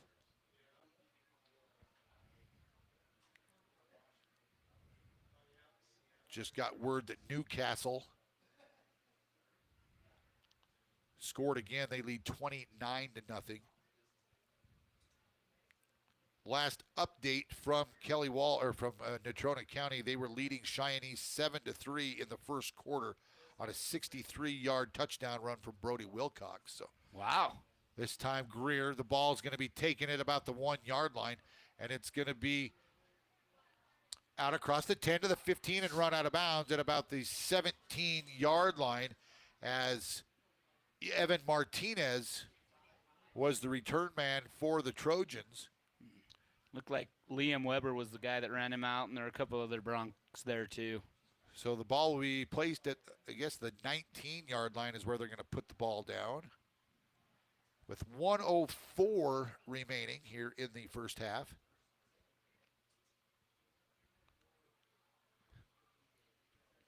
And Alvar gets his instructions from Coach Randy Roden and comes to the huddle. Reed and Andrews are the safeties. Gage Rogers in there with Rudy Green.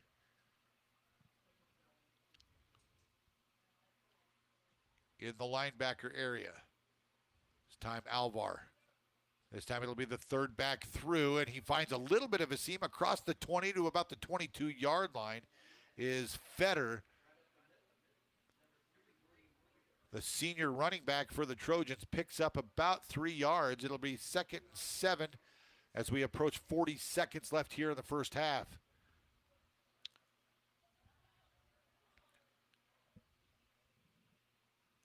That Bronc D-line they're getting worked out tonight because of the way this offense runs. They've got to be on their toes.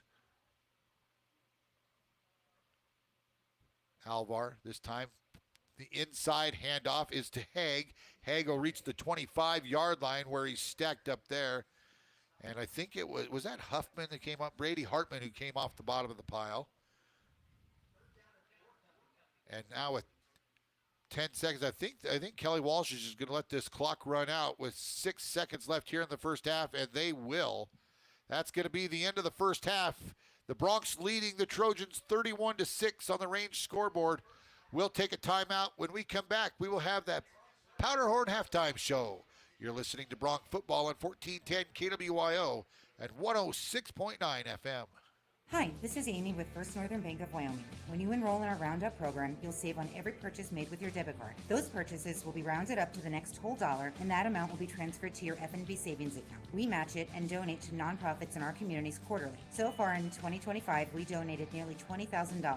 This quarter, we'll be donating to local organizations that help families in need over the holidays. You save, we give. Stop by 29 North Gould Street in Sheridan to enroll. Member FDIC, Equal Housing Lender. NMLS 402576. When the Sheridan Broncs take the field, they bring strength, precision, and pride. At Simply Stone, they bring that same energy into every project, specializing in countertops. Their team fabricates and installs the finest quartz, marble, granite, and porcelain surfaces, turning your home into something truly exceptional.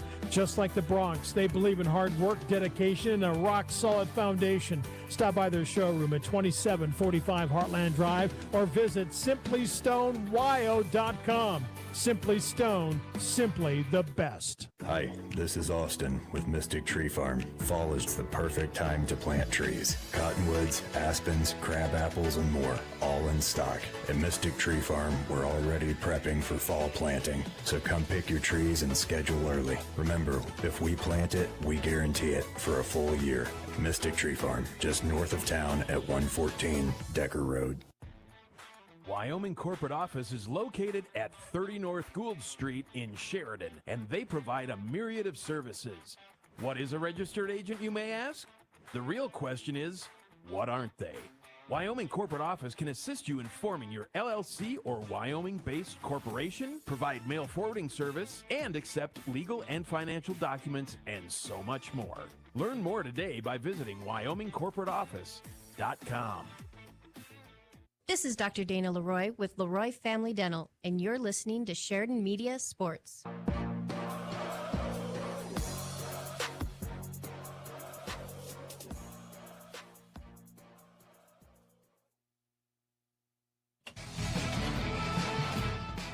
It's time for the Powderhorn Halftime Show with James Timberlake. James will be back with scores from around the state, upcoming Sheridan County sporting activities, and what's happening with your Wyoming Cowboys and Denver Broncos after this. From your halftime show sponsor, the Powderhorn. Celebrating 30 years of excellence, the Powderhorn Golf Community is Wyoming's premier golf destination. It all began with Homer Scott's visionary plan, creating an award-winning 27 holes of championship golf, a clubhouse filled with camaraderie, and a community like no other. Here, every view is a masterpiece, and every day feels like a getaway. Discover world-class golf, stunning homes, and join the vibrant community and club. Live where you play. Visit thepowderhorn.com today. Welcome to the Powderhorn Halftime Show, Ryan. As we get ready to go, we were able to go and pick up a little bit of volleyball action over at the Ford Wyoming Center. And the Lady Broncs had a pretty good afternoon. I know they play again at 8 o'clock tonight against Worland. But as we take a look at some of the scores from the volleyball, we'll try to get you caught up on Bighorn and Sheridan. They're both playing in this tournament here in Casper today. The Lady Broncs, they were able to beat Natrona County this morning, and that by a score of 25-16, 25-18. And then we were able to see part of the Campbell County match. Sheridan Lady Broncs dropped the first set to Campbell County 25-19, but then won the second set 25-18 or something like that, and then they won the third set 16-14. So they were able to defeat Campbell County. So the Lady Broncs were 2-0 on the day. For the Bighorn Lady Rams, their day started off playing Kelly Walsh, and they lost in two sets, 25-19, 25-19, and those are the only scores we have so far on the afternoon for the Bighorn Lady Rams. And Ryan, we were talking earlier about the state tennis tournament going on in Gillette, and the Sheridan Broncs. Boy, they have put together a state tournament. Their two singles players are Ben Buhans, the number one singles, is going to play for third place tomorrow for the Broncs. Their number two singles, Drew Miller, is out of the tournament, but all three doubles teams, doubles 1, doubles 2, and doubles 3, are going to play for a state championship tomorrow. And the Broncs are sitting in first place right now. Yep, after day two. So they put themselves in a position to win the whole dang thing. First-year head coach Scott Dickey has, he moved here from California and took over for Bob Farrow, who is the longtime head coach and has done a good job getting these kids ready for the state tournament. Those three doubles teams have a chance to win state titles tomorrow for the Broncs. Yeah, that's great. And, good job for him. He's moving that tennis program in the right direction, and all things good on that avenue. As we move to the Lady Broncs, they're in a little bit of different situation. They're in fifth place after day 2 of the state tennis tournament. Ella Ballou, she was in the semifinals, but she got beat today in the semifinals. She did win her loser bracket match this afternoon, so she will play for third place tomorrow in the girls' number 1 singles bracket. And then a couple of their doubles teams are still alive as well, but the Lady Broncs in a little bit tougher position to try to get on the podium at the state tennis tournament. But a good job by the Broncs.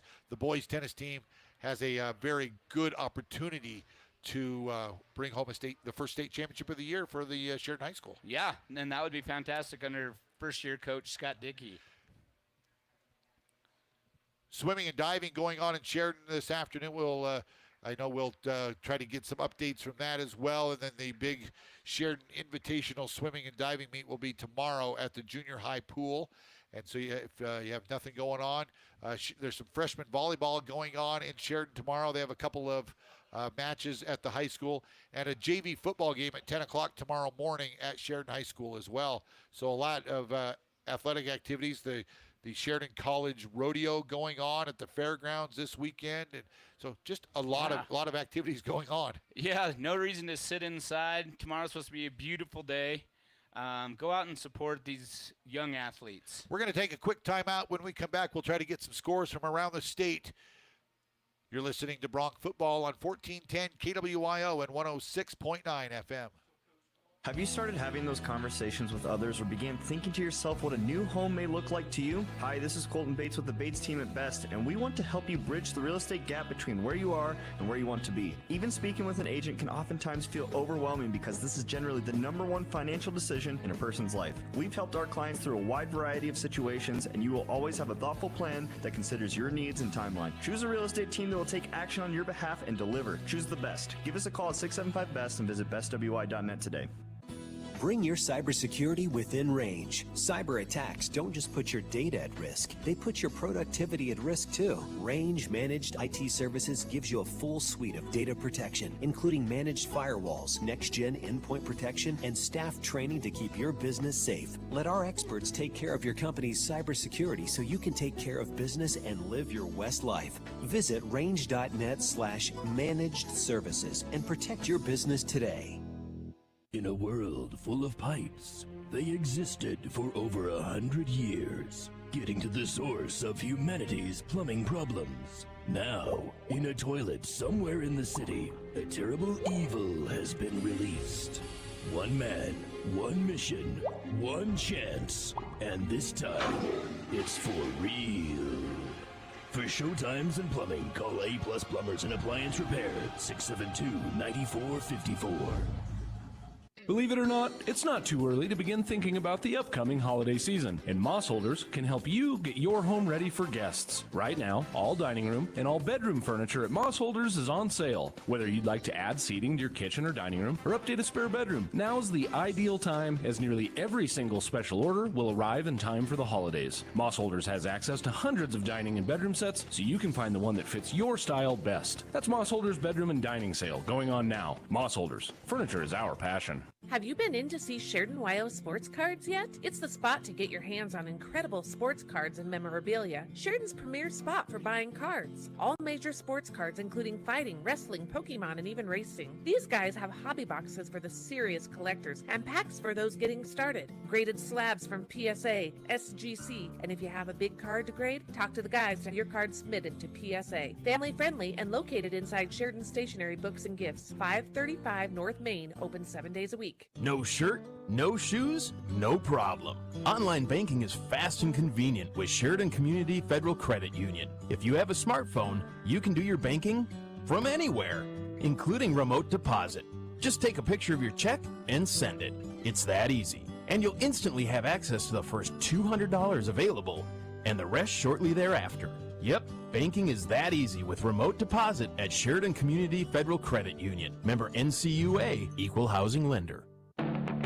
At the Sheridan Recreation District, they believe everyone deserves access to play, learn, and grow, no matter your age or ability to pay. As a nonprofit, they rely on community support for special projects like memorial tree donations and the Kendrick Park Pool. Your donations also support youth and adult scholarships that give the opportunity for everyone to participate in programs but may lack the funds to do so. To donate, visit SheridanRecreation.com. Thank you, Sheridan, for keeping recreation alive for everyone. Hi, I'm Devlin Cole, a Sheridan College Rodeo athlete, and I'd like to personally invite you to the Pat Hamilton Memorial Rodeo, September 26th through the 28th at Sheridan County Fairgrounds. Admission is free, and every cheer means the world to us. On Saturday, don't miss the delicious barbecue at noon, just $15 a plate, with proceeds going straight to support your Sheridan College Generals rodeo team. Then, it's rodeo time at 3, with the short go wrapping it all up on Sunday. Come out, have some fun, and support Sheridan College Rodeo right here at home. Hi, this is Jeff Tomlinson with Stiefel Financial, and you're listening to Sheridan Media Sports. Welcome back to Harry Gilding Stadium. We are at halftime, and the Broncs leading the Trojans 31-7 here at the half. And Ryan, 31-6 is the score here at halftime. A couple other scores from around 4A. Not very many updates yet, but we did hear that Cheyenne Central was leading Thunder Basin 14-7 late in the first half, and Cheyenne East was leading Natrona 10-7 with like 36 seconds left in the first half. That was about 10 minutes ago, so I'm sure they have gone to halftime. Newcastle leading Tongue River 36-0 at the half. And again, the Bighorn Rams, they did beat the Burns Broncs at Bighorn High School 59-0. That game was played at 1 o'clock this afternoon, so the Rams keep rolling. Yep. And did I see there's congratulations going out to Coach McLaughlin? Yeah, he's going to be inducted into the Black Hills State University Hall of Fame here. I think it's November 22nd. But coming up, so congratulations to Coach McLaughlin. Absolutely. Well deserved. Great guy, and known that guy for a long, long time, back to our days back in Bulldog territory. So, again, we are at the half. The Broncs leading 31-6 over the Kelly Walsh Trojans. And Ryan, the scoring, the way it happened, Beck Haswell got things started with the Broncs with 7:48 left in that first quarter. He scored on a two-yard carry, and William Greer kicked it through for a 7-0 lead. And then after a fumble by the quarterback, Beck Haswell had the strip sack. Not sure who got on it, but Andrew Adams was able to run that thing in from 16 yards out, and the touchdown, or the kick was good. The Broncs led 14-0 at the end of the first quarter. Yeah, Kelly Walsh put together a couple of nice drives. But we took advantage of the turnovers. Exactly. They got to hold on to the ball. They don't turn those over. This could be a much closer game. In the second quarter, we started with a bang. Braxton Crow, first play from scrimmage in that second quarter. Braxton Crow takes it in from 18 yards out on a touchdown run. William Greer's kick was good. The Broncs led 21-0 before a really good drive. I mean, Kelly Walsh took over the ball with over 11 and a half minutes left. Well, and they took it because William Greer kicked it into the end zone, so it was a touchback. It was an 80-yard touchdown drive for Kelly Walsh, and with 4:27 left in that first half, Ben Fetter scored on a 23-yard touchdown run. They did miss the extra point. The Broncs led 21-6. Right after that touchdown on the ensuing kickoff, Breck Reed went 99 yards on a kickoff return for the Bronc touchdown. Greer's kick was good. The Broncs led 28-6. And then after a punt, just the only punt of the half for either team, Kelly Walsh was William Greer was able to get a 42-yard field goal with 1 minute and 10 seconds left in that first half to push the score to 31-6, and that's where we stand here at the half. We're going to take another quick timeout. When we come back, we will have second half action for you. You're listening to Bronc Football on 1410 KWYO and 106.9 FM. Looking to get rewarded just for spending? With our You Choose debit cards reward program, you can earn points every time you swipe. Redeem your points for cash back, gift cards, travel, and more. It's your money. It pays to spend smarter. Enroll today and make your debit card work as hard as you do. Visit Security State Bank today and start earning with You Choose rewards at no cost to you. Security State Bank, small enough to listen, big enough to help. Member FDIC.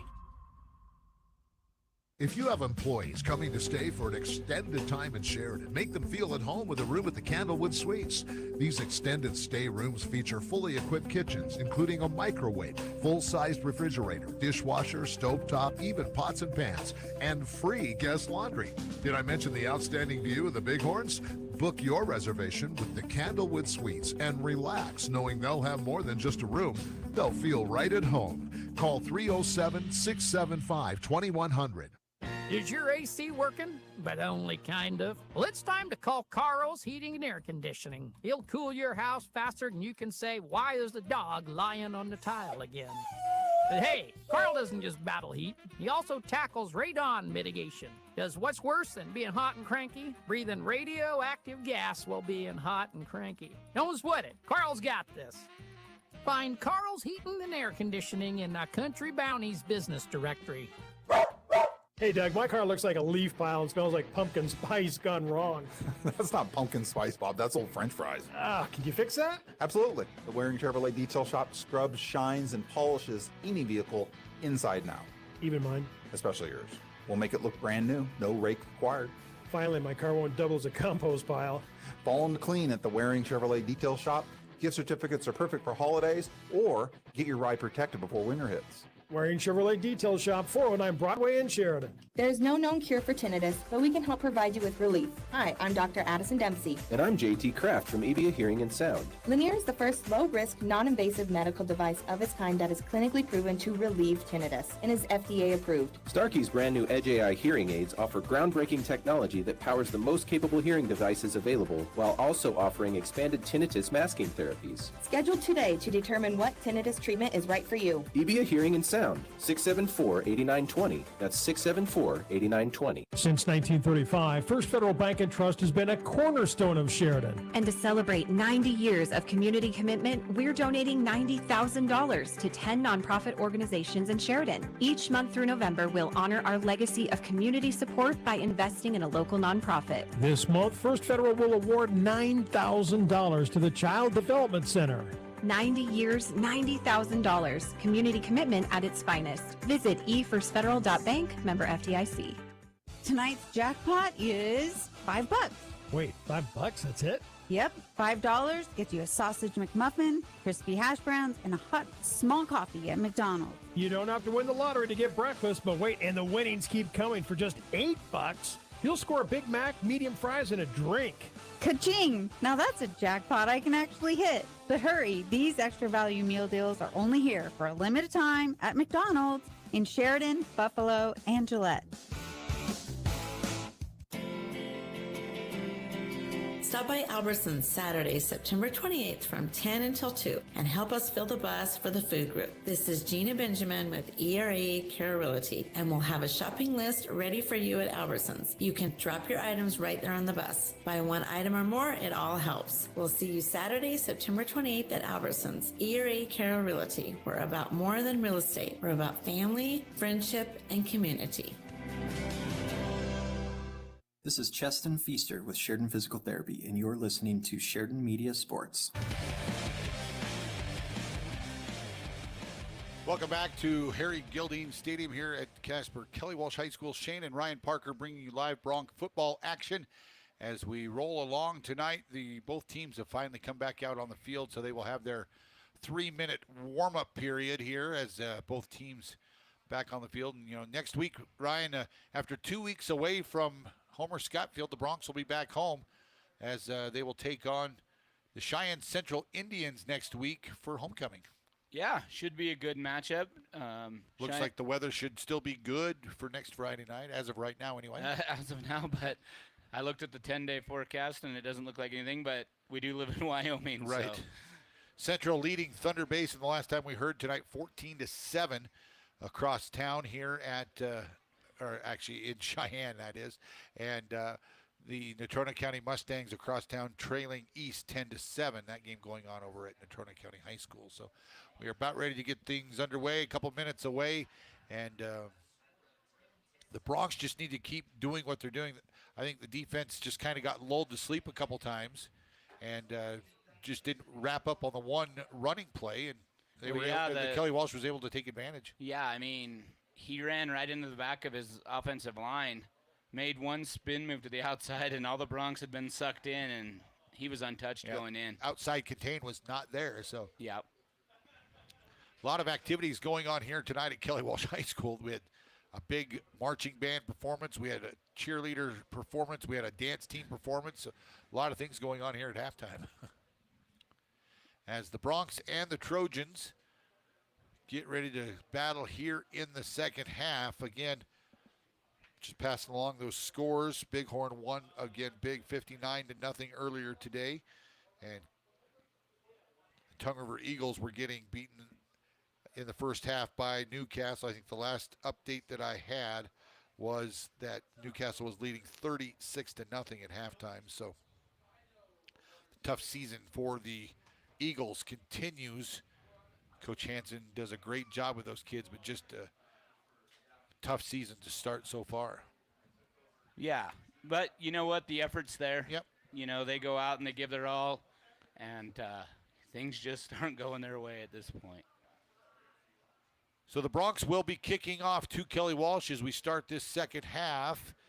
And both teams are huddled up with their respective special teams coaches, and we're about ready to get this thing underway here. As we roll along tonight. Broncs leading 31-6 on the range scoreboard. And Kelly Walsh will drop back deep as it will be Fetter along with Evan Martinez back deep for the Trojans. And the Broncs, they'll come out their normal kickoff team as see if it'll be William Greer. It will be William Greer doing the kicking for the Broncs.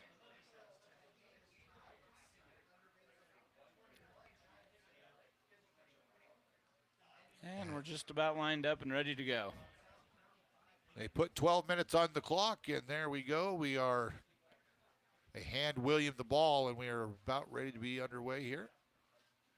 Thanks for joining us here on 1410 KWIO and 106.9 FM. And if you're watching around the world on SheridanMedia.com's live stream, hopefully the video will be a little bit better here this evening. Now that the sun has gone down, beautiful sunset. Yeah, beautiful.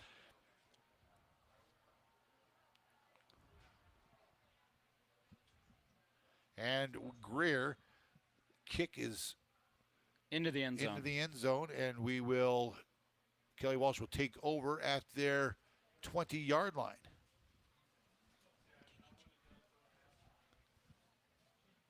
So Alvar gets the play call from his coach, and he'll head back out to huddle up his team. And the Bronc defense. He's just kind of nonchalantly sauntering out to the huddle. They just now started the play clock, so they will bring those three running backs into that I formation. Alvar takes the snap. It'll be the first guy through again. Actually, no, they keep it. They pitch it to the third guy in that I formation out across the 25 to about the 26 or 27-yard line. So a good pickup on first down. They will give him 6 yards to the 26. Again, misdirection in that backfield, and the Bronc. Yeah, they just went to the wide side, and Alvar kept it as long as he could and just pitched it out to the running back, and he was able to get some positive yardage.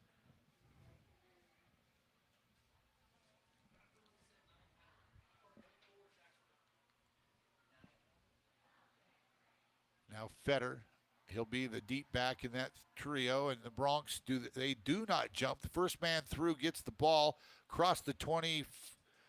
He's going to have enough for the first down.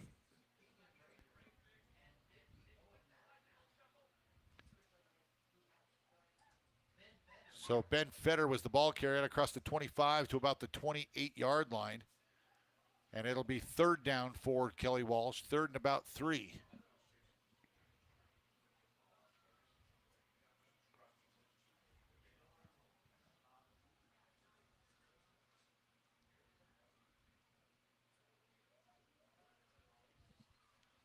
Alvar under center again.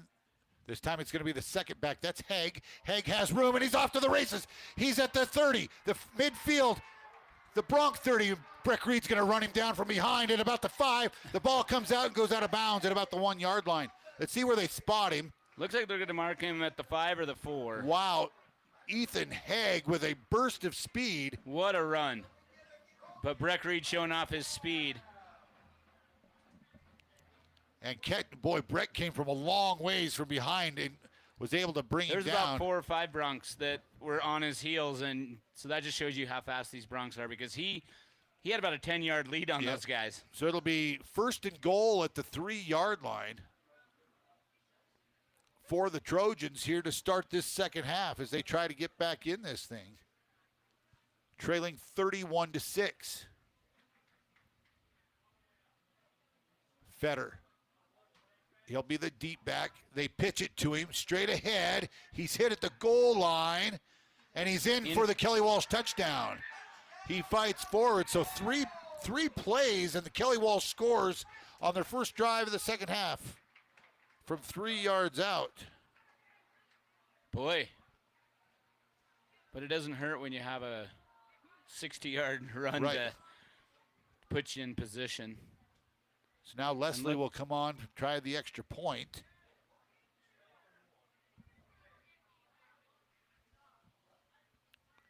So he'll line it up. The 20-yard extra point kick. You don't see Sheridan give up a big play like that very often. Very, very few. This time, Reed almost got it, but it is up and it is good. With 10:18 remaining here in the third quarter, it's Sheridan 31, Kelly Walsh 13. We're back to Harry Gildine Stadium with more Bronc football here on 1410 KWYO at 106.9 FM. Need a checking account, a home loan, business banking? Hi, I'm Brittany Sorensen from First Bank of Wyoming. You don't have to go to different places for these services. First Bank of Wyoming has it all under one roof. From simple personal banking to more complex business loans, we make managing your money simple, convenient, and stress-free. One bank, every service, all for you. First Bank of Wyoming, your one-stop financial partner. First Bank of Wyoming, division of Glacier Bank, member FDIC. This is Dr. Michelle Meehan, and you're listening to Sheridan Media Sports. Well, Ryan, the Bronc defense looked a little vulnerable on that drive by Kelly Walsh as they score on 3 offensive plays, including a, 60-yard, more than 60-yard run? Yeah, by Ethan Haig. Now Leslie has it teed up at the 40. The Broncs leading 31-13 on the range scoreboard. And this kicker's done a nice job of not letting the Broncs return it. So the one time that they did get it, Breck Reed took it 99 yards. And it will be Reed and Green back deep. This time Leslie's kick will be out of the back of the end zone, and the Broncs will start at the 20-yard line. So 1st and 10, Broncs at their own 20. And the offense will make their way out on the field. Andrew Adams will be in at the quarterback. Keegan Rager will be the running back. Let's see if the Broncs try to open up this passing game a little bit. I see William Greer. He'll be the up back, and they're going to send Haswell and Reed to the near side. Gage Rogers will be the lone receiver to the far side of the field. Haswell lined up at the tight end spot. This time it will be Rager. Rager hit in the backfield, and he'll fight forward back to the 19. He lost a yard. It'll be a 1-yard loss, but he was hit right at the 15. Boy, the Broncs, did they fall asleep at halftime? Yeah, boy. Kelly Walsh playing inspired football here to start the second half. They score on their third play from scrimmage in the second half, and now they hit the Broncs for a loss of 1 on the first offensive play of the second half for Sheridan. Adams calls for the ball. Fake. Adams gets away from one defender. Now throws the ball downfield, and it's going to be incomplete at the 25-yard line. That was kind of dangerous right there. And it'll bring up 3rd down and 11 for the Broncs from their own 19-yard line. Greer checks out. Rudy Green checks in for the Broncs. This time 3 receivers come to this near side. Green, Haswell, and Reed. Adams looks to the sideline for the play. Gage Rogers lined up on the far side. He's the lone receiver over there on the Sheridan side of the field. And now a flag. I think we got to delay a game. Sheridan's going to be called for delay.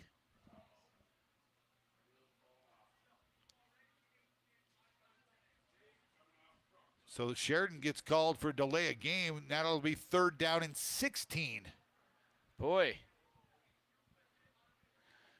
Not typical of the Broncs. Well, here at Kelly Walsh, they have a play clock in each end zone, Yeah. which they don't have at all the stadiums. And I don't know if Andrew Adams was watching that or watching the official, but I think the Bronc coaches on the sideline were saying the official wasn't giving any, the hand signals that he gives. Right. So Adams, he's going to drop straight back, looks downfield, and there's going to be a pass interference or a defensive hold because Haswell got grabbed at about the 35-yard line. Yeah. That was an easy one to see. And that should be pass interference at least because they just grabbed him while Adams still had the ball in his hands. So it's either going to be defensive holding, which would move it the 10 yards, and they'd have to replay the 3rd down. It was 3rd down and 16. I think they're going to call defensive holding here.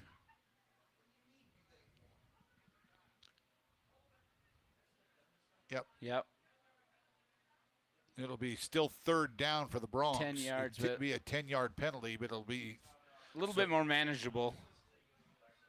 Now it's going to be 3rd down and about 6 for the Broncs out at the 24-yard line. They've got to reach the 30 to keep this drive alive with 9:20 remaining here in the 3rd quarter. Gage Rogers will come to the near side. And those three, Haswell, Reed, and Green to the far side.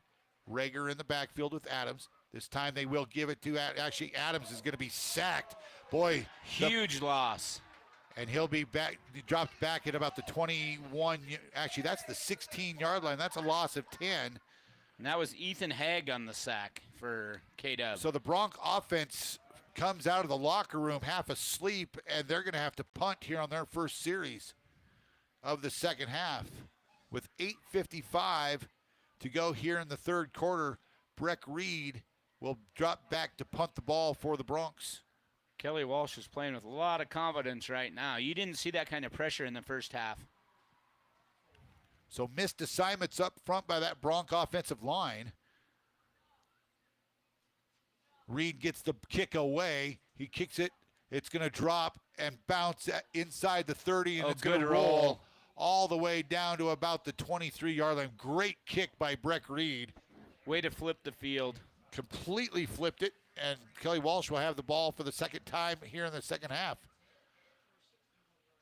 So a 61-yard punt by Breck Reed will set up Kelly Walsh at their own 23-yard line. And the Bronc defense back out on the field.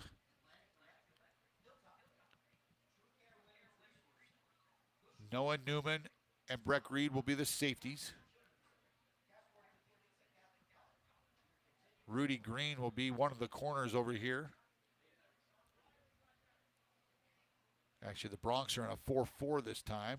This time it will be Alvar. Alvar going to be swallowed up. Rudy Green played that perfectly and just swallowed up the quarterback, Carter Alvar, right at the 20-yard line. That's going to be a loss of 3 on the play. Boy, Rudy Green just stayed home as Alvar kept it himself, and he was being blocked, but he fought off the block and found the legs of Alvar right at the 20. Yeah, and Keegan Rager got up a little bit slow after that play, but he's up, kind of hunched over a little bit, but I think he's good to go. I think he's okay. So the Trojans come back to the line of scrimmage. The triple I, this time it's the second man through, inside handoff across the 20 to maybe back to the 22 or 23, back to the original line of scrimmage. I think they're going to put the ball down. It'll bring up 3rd down and 10 here for the Trojans with 7:15 remaining here in the 3rd quarter.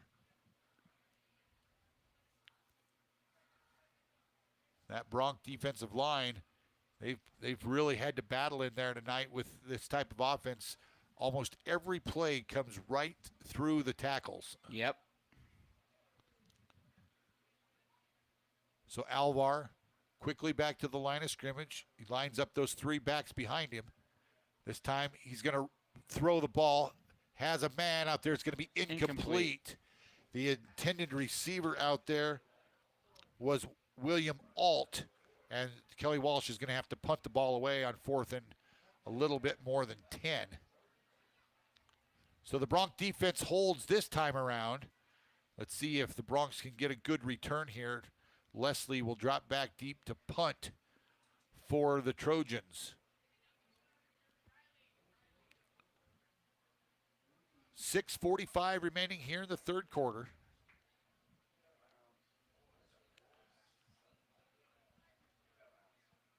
And Leslie takes the snap, aims the ball, but it's going to be driven back. Breck Reed from his 35-yard line. Makes a man miss at the 35, comes up the near sideline, tries to stay in bounds, but is wrestled out at the 45-yard line. And now we've got some pushing and shoving going on after the tackle. Well, I think that tackle, as he grabbed Breck by the helmet, not the face mask, but like by the earpiece, and pulled him down. And I think Breck might have given him a little business there on the end. But and Breck's limping a little bit coming off the field as well. Yeah. So a good return, about a 10, 11-yard return by Breck Reed out across the 45 to the Bronc 46-yard line.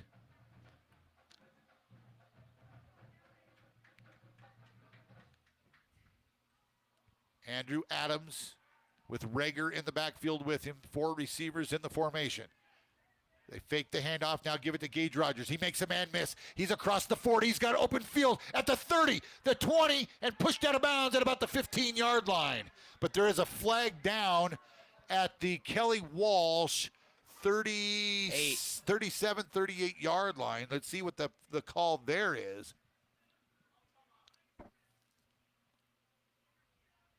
There was a hold out on the edge, but that was quite a ways from where the play was, where the ball was caught by Rogers. He made a spin move on the defender and went down the sideline, but the flag is laying a block in the back on the Broncs. That'll back him up 10 from the spot of the foul. So it'll still be a first down play, but they will get 6 yards on the play. Yeah, because the ball's into Kelly Walsh territory, just over the 48-yard line. Rudy Green, he'll get the jet sweep. Try to hit the edge, nothing doing there. Nice containment by Kelly Walsh right there. And Rudy Green gets up after maybe a yard on the play. And it'll bring up 2nd down, and we'll call it 3 for the Broncs.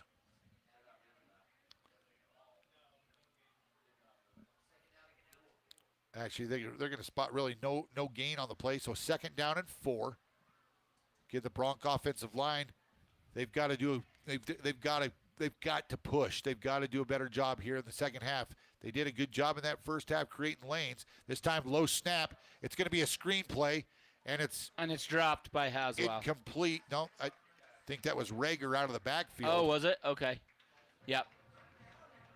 So Rager not able to handle that screen pass. Good play call. Good pressure on Adams by K-Dub. That's what happens during a screen play. So yep. Now Adams will come out, and Haswell is going to be the snap receiver here on 3rd and 4. With 5:43 remaining here in the third quarter, the Broncs not much doing here in this second half. Haswell will be the snap receiver. William Greener will be the up back. Haswell trying to get to the edge. He does. He's going to be run out of bounds at about the 45. Are they going to give him the first down or not? Let's see where they spot it. They're going to spot it right at the 45-yard line. And I think he's a little short. It's going to be 4th and a yard for the Broncs from their own 45-yard line. Excuse me, from the Kelly Walsh 45. They're just going to line up in this formation again with Haswell in the Wildcat. That last play took a lot of time to develop, and he had to push it outside where normally he just goes right up the middle. 2 up backs. Haswell has enough for the first down this time. He keeps fighting forward, and they'll give him the 43-yard line. That'll be enough for the Bronc first down. You bet. So they will get another series of plays with 5.5 minutes to go here in the third. Bronc offense stays on the field.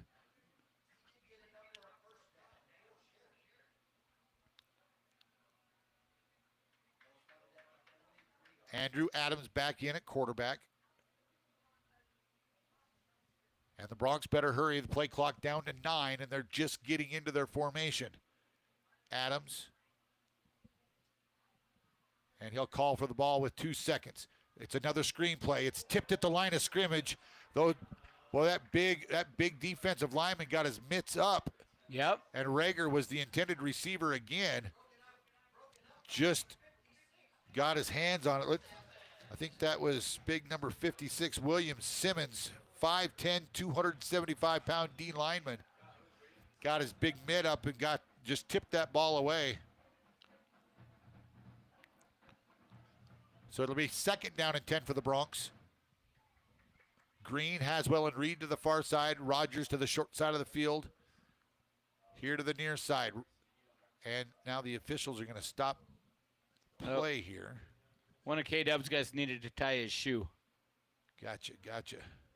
So they'll reset the play clock to 25. They're going to ask that young man to step out of the game for one play.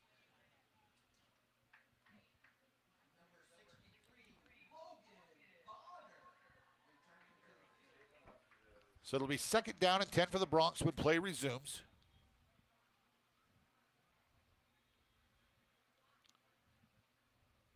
Adams with Rager flanked to his right side.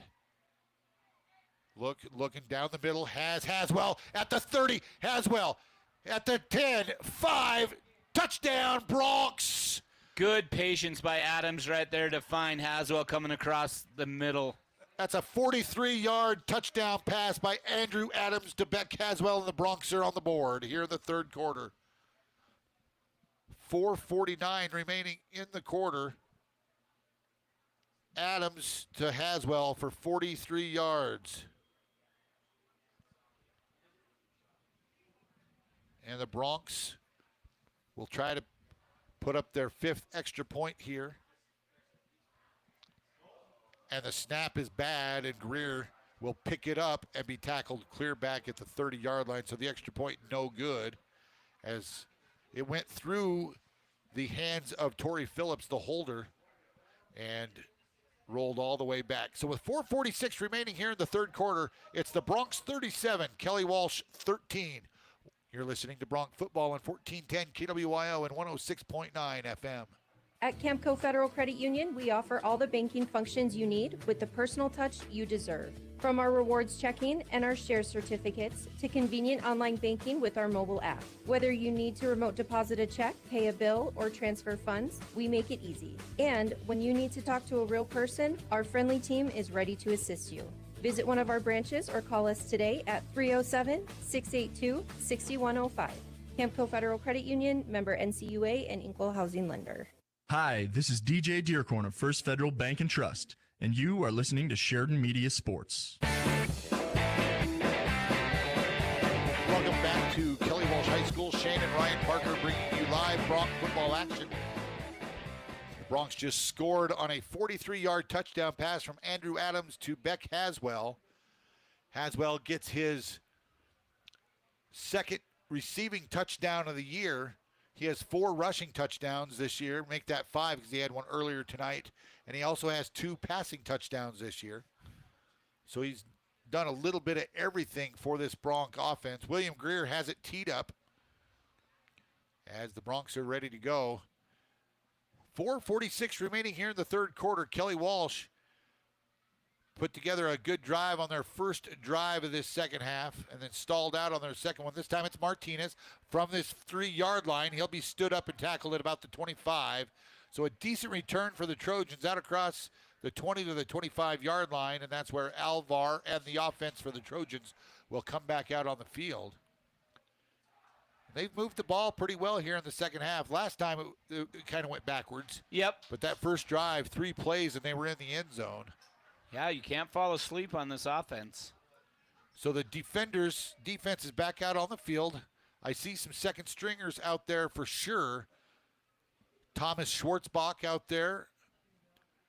Dom DeStefano getting in the ball game. Also Sladen Bodonovic, Andrew Newman, and Colton Phillip back deep for the Broncs. This time it's the second man through. It's going to be, is that Haig coming through with a load out across the right just over the 30-yard line. Ethan Haig.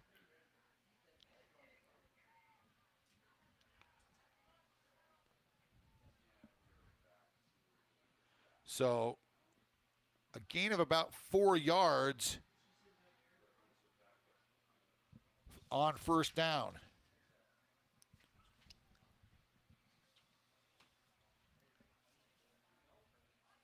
Boy, this is a way different look this time. It will be the first man through. They break into the secondary. It's Haig again across the 45 and push down across the 50 into Bronc territory. Boy, good trap inside. Opened up a hole by that offensive line. And Kelly Walsh on the move again. 1st and 10 at the Bronc 47-yard line. Haig's having a heck of a second half. Keegan Rager back into the ballgame for the Broncs. Braxton Crow in there as well at one of the linebacker spots. This time it's going to be Alvar. He'll get the ball. He'll find a seam out across the 45 and tackle about the 44-yard line. So a gain of about 3 or 4 there on first down. Right at the 44. Second down and 6 with 3:09 remaining here in the third quarter.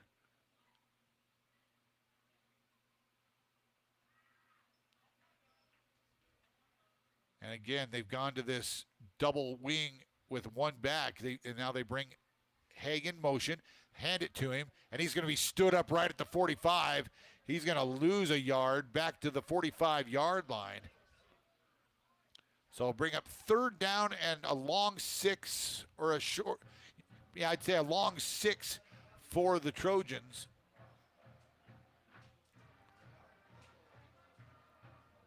So we'll call it 3rd and 7. The ball just across the Bronc 45-yard line. I think that was Blaine Phillips that filled that hole right there and met him just as he was trying to get across the line. Alvar sends a man in motion. Now it's to the back. Haig, he's going to fall forward as Ethan down to the 41-yard line. It's going to bring up a 4th down and about 4 for the Trojans. And let's see what they do here. 4th and 4 from the Bronc 41-yard line. And Kelly Walsh has controlled this clock in this third quarter. And it looks like they're going to let the play clock wind down again and then call the timeout like they did in the first half. Actually, no, they do get the play into him. Alvar hurries to the huddle, calls the play with 10 seconds left, and let's see if they do get this off with 7, 6, and they get to the line with 5. And they do snap it. This time, Alvar, he rolls, and he's going to be stood up, and no, he's going to be dropped for a loss.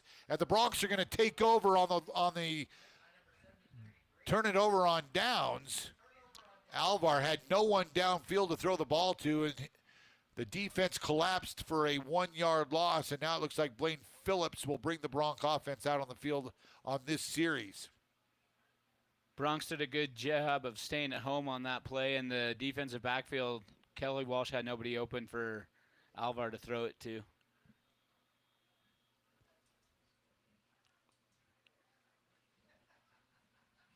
So this time it's going to be, I think that's Schwartzbach in the backfield with Phillips. Blaine, scan of the defense, brings Rudy Green in motion. Gives the handoff to Green. He stiff arms one man, but he's going to lose a couple yards. Nice tackle. Back to about the 41-yard line. It's going to bring up 2nd down and 12.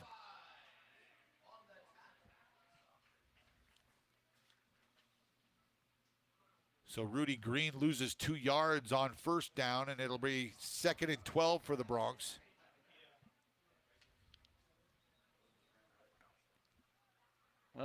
as we go under a minute to play here in the third quarter. I think one of the Kelly Walsh guys has to come off the field. He lost an ear pad or something out of his helmet. Well, and Caden, likewise, who made that tackle, his helmet came off, so he has to come out of the game for one play as well. So Phillips, again, with Schwartzbach in the backfield with him.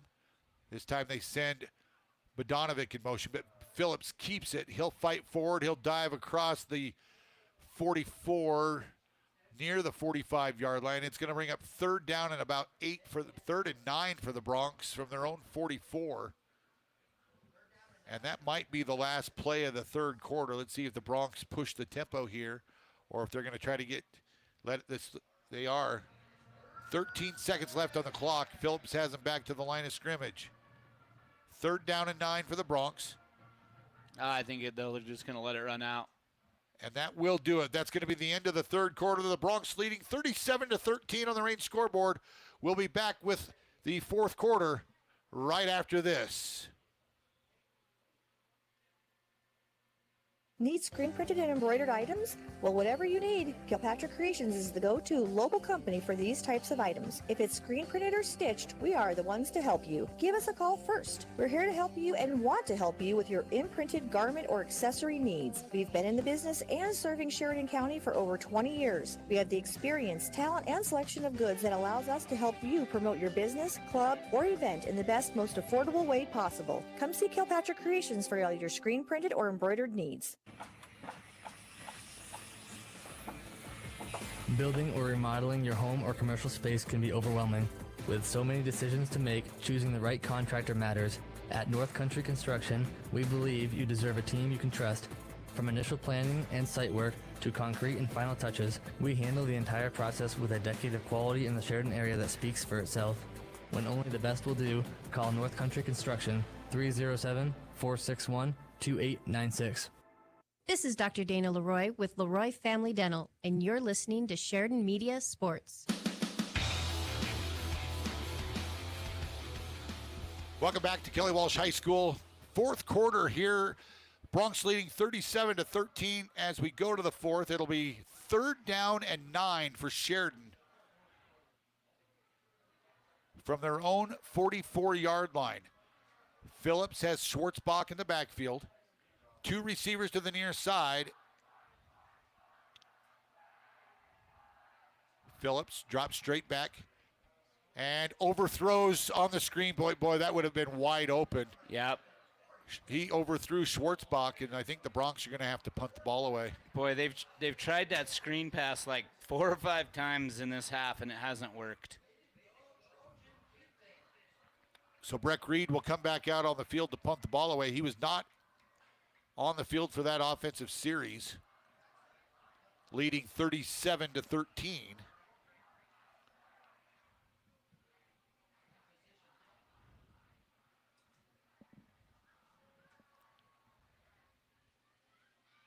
So 11:56 to go here in the third. Reed gets the snap. Rugby-style kick, and he got another nice one away. It's going to be touched. That was touched by Martinez, I do believe, and the Broncs are going to no, they're going to say he didn't touch it. Boy, I thought it went off of his hands. Yeah, that was tough to see. I would like to see that replay again. I thought it went off of his hands. That should have been that could have been ultimately could have been a Bronc touchdown there. But they're going to say it's going to be out at the 20-yard line.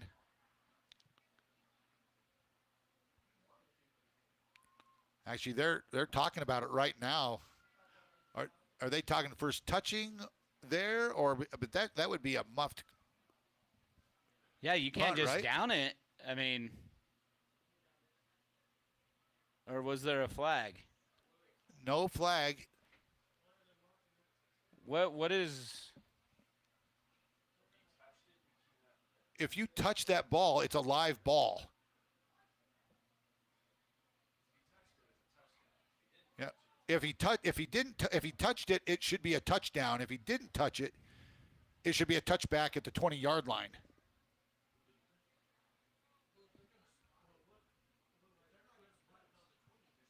Boy. Yeah, I would love to hear the explanation here because If he touched it. If he touched that ball, that's a live football. And that's a Sheridan touchdown. But they're giving it to him at the 14-yard line. That's where Kelly Walsh will start this drive. This time it's the pitch to Fetter. He gets outside, gets around one man. There's a flag for holding, run out of bounds by Colton Phillip. Oh, now another flag. And now another flag going to come in, and that's going to be a face mask on the Bronc. So it'll be offsetting penalties. Boy. This officiating crew, I would love to hear what their explanation was. Well, maybe Coach Mowry got one from that official on his sideline. But that's going to be offsetting penalties. They'll just replay first down, won't they?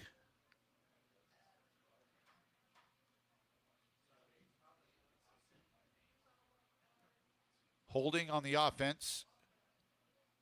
Face mask on the defense. Penalties offset, first down.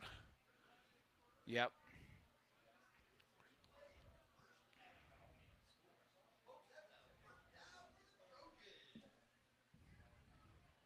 See some other Bronc backups in the ball game. Willis Long in at linebacker for the Broncs.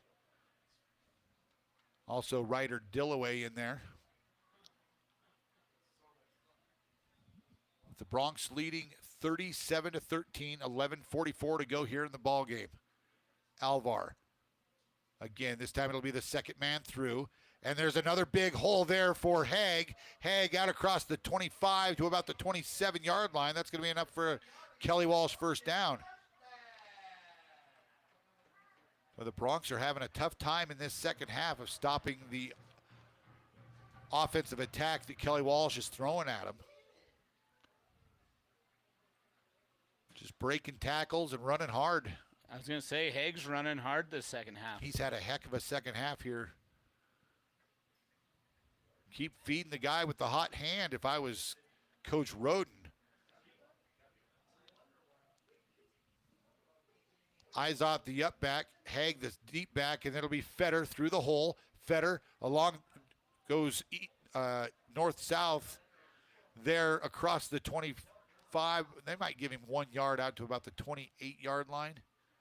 So a gain of 1 there on first down.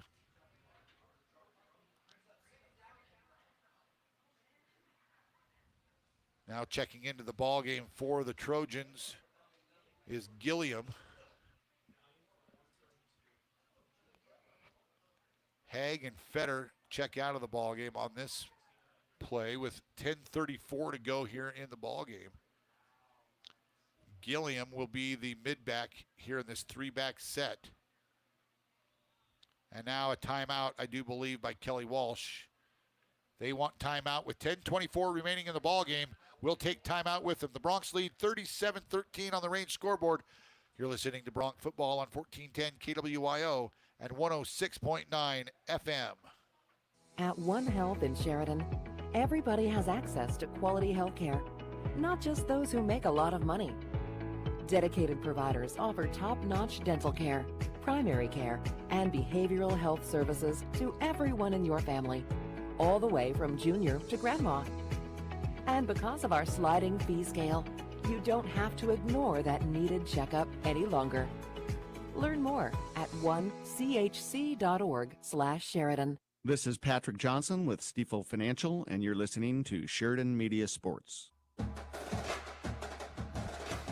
Welcome back to Kelly Walsh High School, Harry Gilding Stadium here at the school. Broncs leading 37-13, and Ryan, I'm still a little perplexed on that call there after the on the punt by the Broncs. Yeah, everyone here in the press box says that the Kelly Walsh return man touched the ball. Goes into the Rolls end zone. back into the end. Sheridan picks it up in the end zone. That should be a Bronc touchdown. By any football that I know, that should be a Bronc touchdown. Yep. Unless they call it a muff. And I know you can't advance a muff, but then I'm not sure. Alvar under center, those 3 backs behind him. It's the first back through this time, and he's going to rumble forward for a couple yards. They just push the pile out across the 30 to about the 31 or 32-yard line. I think Gillum off the bottom of the pile. And you talk about getting low to the ground. I mean, that guy's already low to the ground at about. They have him listed at 5'9", but if he's an inch over 5'5", man, I must be 7 foot tall.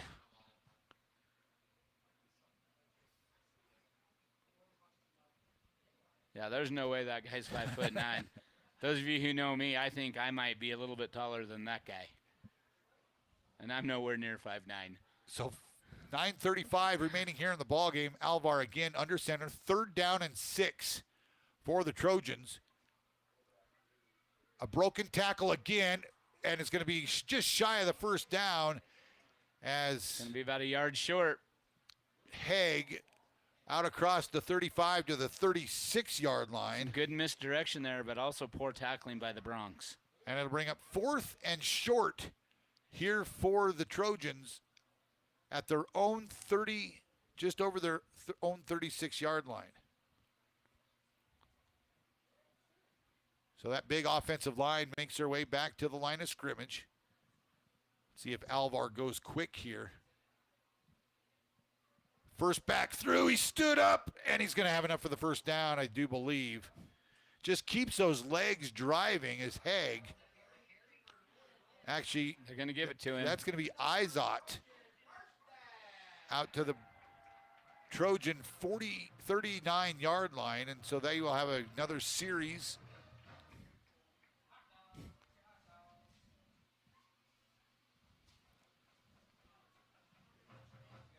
So 1st and 10 for Kelly Walsh at their own 39. And ball control is the name of the game for the Trojans here in the second half.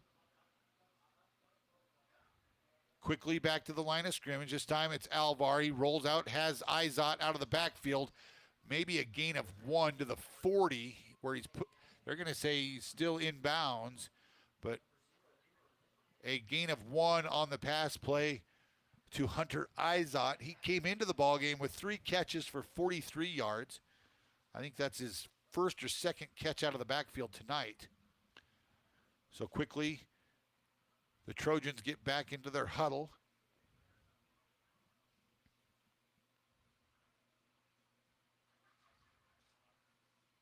Alvar with the triple I backfield.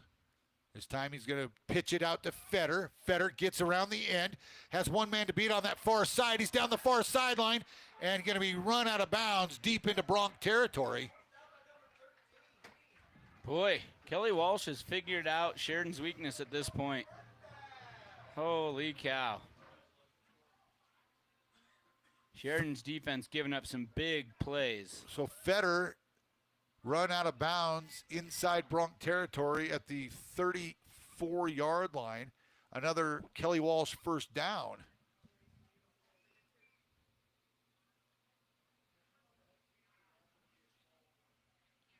Quickly back to the line of scrimmage.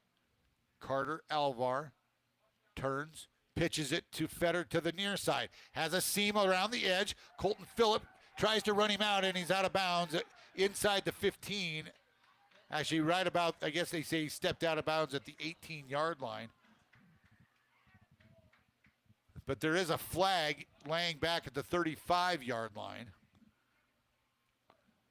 That's probably in the area of holding.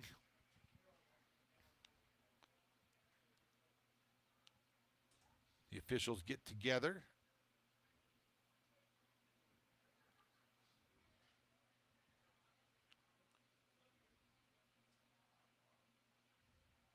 Personal foul. Tripping on the offense.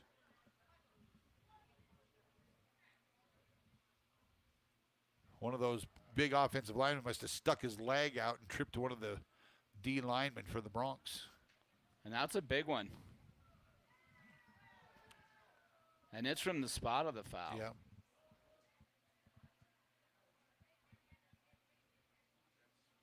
So they're saying it happened right at the line of scrimmage. So that's going to march Kelly Walsh all the way back inside their own territory at the 49-yard line.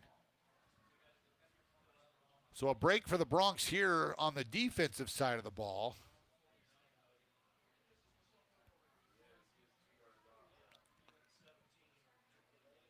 So 41st and the Broncs are using some, number 2s. Oh, yeah, for sure. So Alvar again, he drops back, has a man out in the route. It's caught and broken tackle and then run out of bounds at about the 30-yard line. It's going to be 2nd down and 5 or 6 after the 20-yard pass play.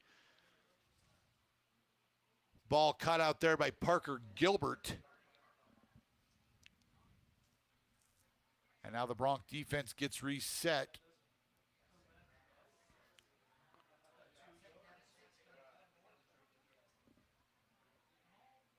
Alvar, again with those 3 backs. Turns, 3rd guy through. It's Federer, he bounces it outside, and there's room out there again. This looked like the play from earlier where he ran into the back of his own defender. And he's in. He stepped out of bounds at about the 5-yard line. Yep. Boy, they are just crashing inside. There's no outside containment whatsoever. Right. And I think that is, intentional by that running back. He gets right up to the line and then spins, and there's nobody outside. Well, he ran right up into the backside of his offensive line again. Yep. And the Broncs, who have been the number 1 rushing defensive team all year long so far, giving up bunches here in the second half to this Kelly Walsh football team. 7:15 remaining here in the ball game.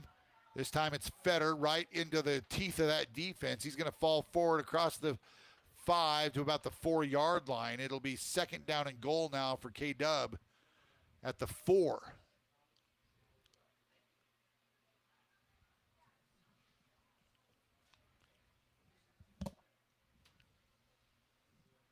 Lots of second string guys in on that defensive line and linebackers. Actually, pretty much all second stringers in on defense now for the Broncs. Alvar with Izot, Haig, and Feder behind him. Turns, fakes, and it's going to be the pitch to Feder. And he's in for the Kelly Walsh touchdown. That's a 4-yard touchdown run, and they're back in the end zone.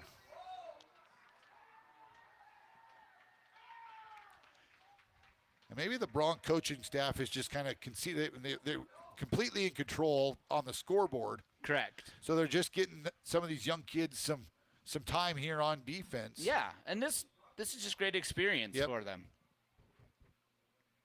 So Ben Feder goes in from 4 yards out. Leslie's going to kick the extra point through the uprights, and he is good. So with 6.5 minutes to go here in the ballgame, it's the Broncs 37, Kelly Walsh 20. You're listening to Bronc Football on 1410 KWYO at 106.9 FM. In a place where honesty and hard work define us, there's a bank that's fully invested in Wyoming. The banks of Buffalo, Gillette, and Sheridan. We understand that business owners are the backbone of our communities. And whether you run a ranch, a restaurant, or a retail store, we're here to support you with a range of account options and personalized services without all the unexpected fees. Because when your business succeeds, our communities thrive. Visit buffalofed.bank for all your business banking needs. Member FDIC, Equal Housing Lender. This is Cody Leithhead with Sheridan Physical Therapy, and you're listening to Sheridan Media Sports. Welcome back to Kelly Walsh High School. Shane Parker along with Ryan Parker bringing you Bronc football. 37-20, the Broncs lead on the range scoreboard. And it's been a second half where Kelly Walsh has scored a couple touchdowns. And the Bronc defense has been not as stingy as they have been all year as far as the running game goes. And now let's see if Leslie kicks this ball away with 6.5, or are they going to try to do something tricky with an onside kick here? I'm sure they're feeling like they're not out of this thing. Yeah, it's a three-score game with 6.5 to go. So I think what you said with the coaching staff kind of being like, okay, let's get these guys some, good minutes. And then let's see what K-Dub's going to do right here. So they're having trouble finding a Kelly Walsh game ball to kick off with. They finally do locate it. And Leslie will tee this thing up at his 40-yard line. Back deep for the Broncs, Rudy Green and Gage Rogers. Brick Reed on the sideline.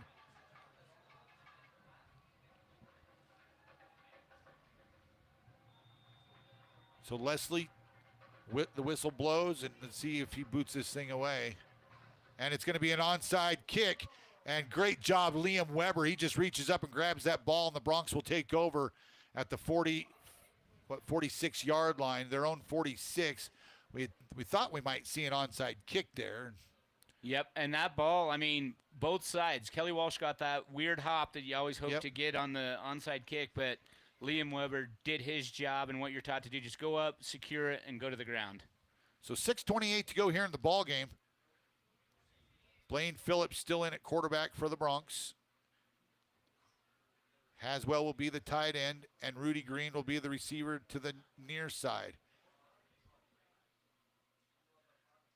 Phillips, the inside give is to William Greer, and he'll fall across the 45 to about the 46-yard line, back to the line of scrimmage. Not much there, nothing on first down, no gain. 2nd down and 10 for Sheridan. And Kelly Walsh has 2 timeouts remaining, and Sheridan's got 3. So we'll see if Sheridan kind of keeps it on the ground and forces Kelly to use their timeouts. They've got to get some first downs. They've only had a couple first downs this whole second half. Yeah.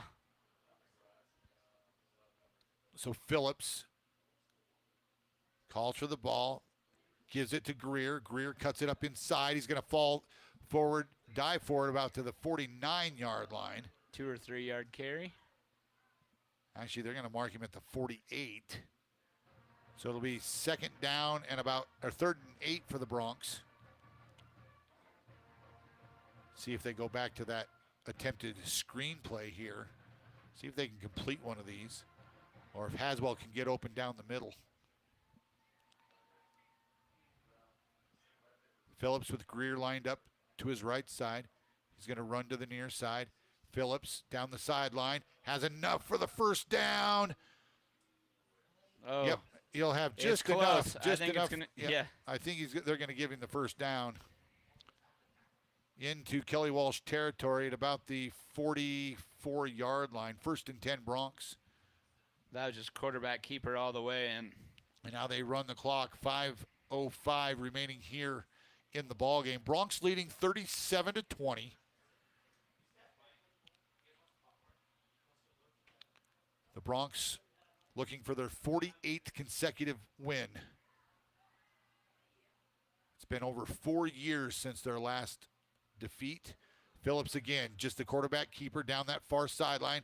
He's going to be swallowed up deep into Kelly Walsh. Well, we won't say deep in, at the 30. Across the 40. Yeah, across the 40 to the 39-yard line.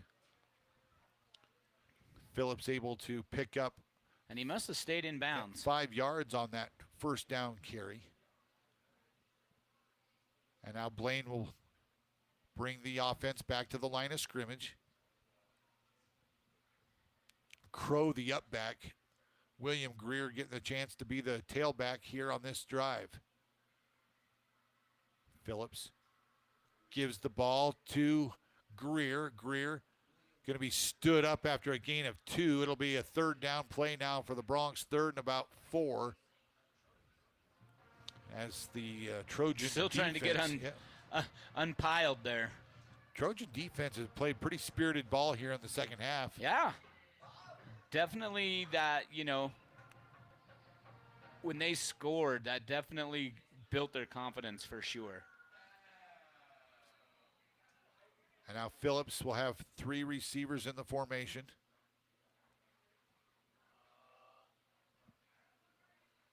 It'll be Liam Weber and Rudy Green here to the near side. Gage Rogers to the far side.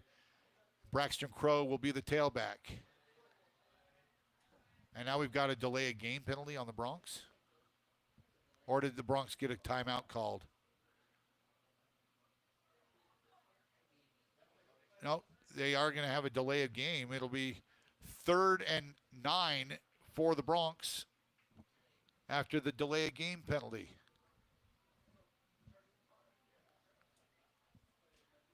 It's hard to imagine with these big play clocks and hanging there. Phillips. It's going to be a direct snap, quarterback keep. He dives across the 40 down to about the 38-yard line. So it's going to bring up 4th and about 4 for the Broncs. With 2:55 and counting left here in the ball game. The Broncs are going to win this thing and move to 5-0, but I'm sure the coaching staff is not going to be real pleased with the effort here tonight on the road. And now maybe the Broncs are going to call a timeout as the play clock's down under 5. And with 1 second, they do call the timeout. With 2:27 remaining here in the ball game, Broncs lead 37-20 on the range scoreboard. We'll take timeout as well. You're listening to Bronc Football on 1410 KWYO and 106.9 FM. Hey, moms and dads, you're teaching us stuff every day, even when you don't mean to. Pretty soon, we'll think we know everything, but at least for now, we think you do. But even we know that it's not okay to text and drive, because when you're texting, you're not driving. Pretty soon, we'll be the ones driving, and you're going to want us to be safe. But we're going to remember what you show us more than what you tell us. So put your seatbelt on and turn your cell phone off. Paid for by YDOT. This is Dr. Michelle Meehan, and you're listening to Sheridan Media Sports. Welcome back after the timeout. The Broncs will have it 4th down and about 4 yards to go. Let's see if they're going to punt this ball. I don't know if they're going to punt the ball away here. Blaine Phillips coming back out on the field with his offense with 2:27 to go here in the ball game. See if the Broncs can pick up this 1st down. Kelly Walsh does have a couple of timeouts remaining. Phillips with Greer lined up next to him, and he'll follow Greer to the far side, and Phillips will have enough for the 1st down at the 30-yard line where he's out of bounds, maybe at the 29, and it will be a 1st down for the Broncs. Late in the ball game at Tongue River, Newcastle leading the Eagles 43-7. The Eagles were able to get in the end zone. And now the clock continues to roll with 2:15 left here. And Phillips back to the line of scrimmage, just waiting. Gives the ball to Greer. Greer runs right into the teeth of the defense, and he's going to lose a yard. Back to the 31-yard line. But it doesn't seem like Kelly Walsh is in any hurry to call timeouts either, so the Broncs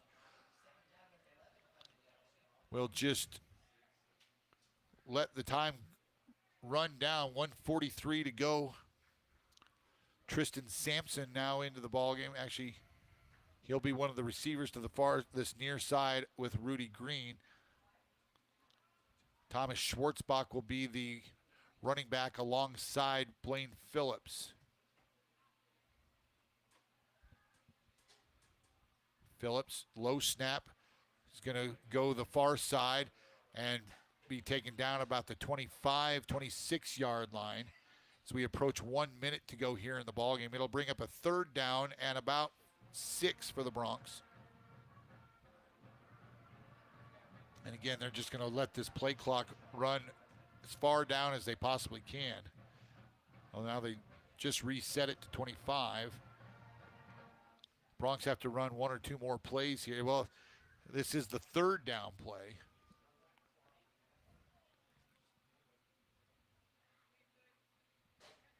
Phillips calls for the ball.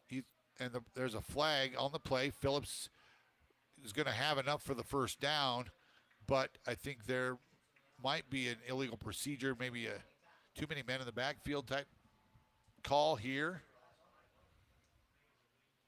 Illegal formation on the Broncs, I do believe. And that happens when you get a lot of these younger guys in the ball game. You bet. Nick Mauk into the ballgame also for the Broncs. Yep. Illegal formation.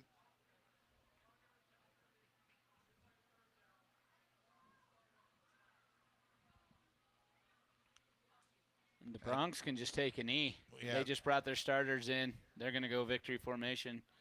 Make it 48 in a row. 48 in a row. Wasn't pretty at times in this second half, but they're going to get it done here on the road. And they do take their knee, and that will be it. The Broncs are going to win this ball game. That was the final snap of the game. The Broncs win it 37-20. And they'll move to 5-0 on the season. Kelly Walsh will fall to 1-4 halfway through the regular season. Boy, it's kind of gone quick. Yeah, we're already five games in. So handshakes at midfield. Coming up, we will have the First Federal Bank and Trust post-game show. We'll run down the scoring plays tonight, and we will stick around and hear from head coach Jeff Mowry. You're listening to Bronc Football on 1410 KWYO at 106.9 FM. They'll tell you nobody sells campers cheaper than them. Let me tell you, they're wrong. We do. Midway RV in Sheridan has new campers at the lowest prices in the country. Units won't last at these prices. Limited floor plans available, trade-ins welcome, financing ready. Midway has a floor plan for you. Hit the mountain road or back road for less. Stop by our newest showroom on Coffeen Avenue in Sheridan. Visit midwaycampers.com. Lowest prices in the country, right at your fingertips. Tonight, Monday Night Football. Monday. Week 4. Broncos, Bengals. Monday Night Football. Inside the 15, 10, 5. Touchdown, Cortland Sutton.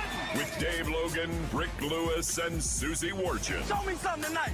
Let's go. On the KOA Broncos Radio Network. It's Bengals versus Broncos Monday night with kickoff set for 6:15 on Fox Sports 106.3 FM.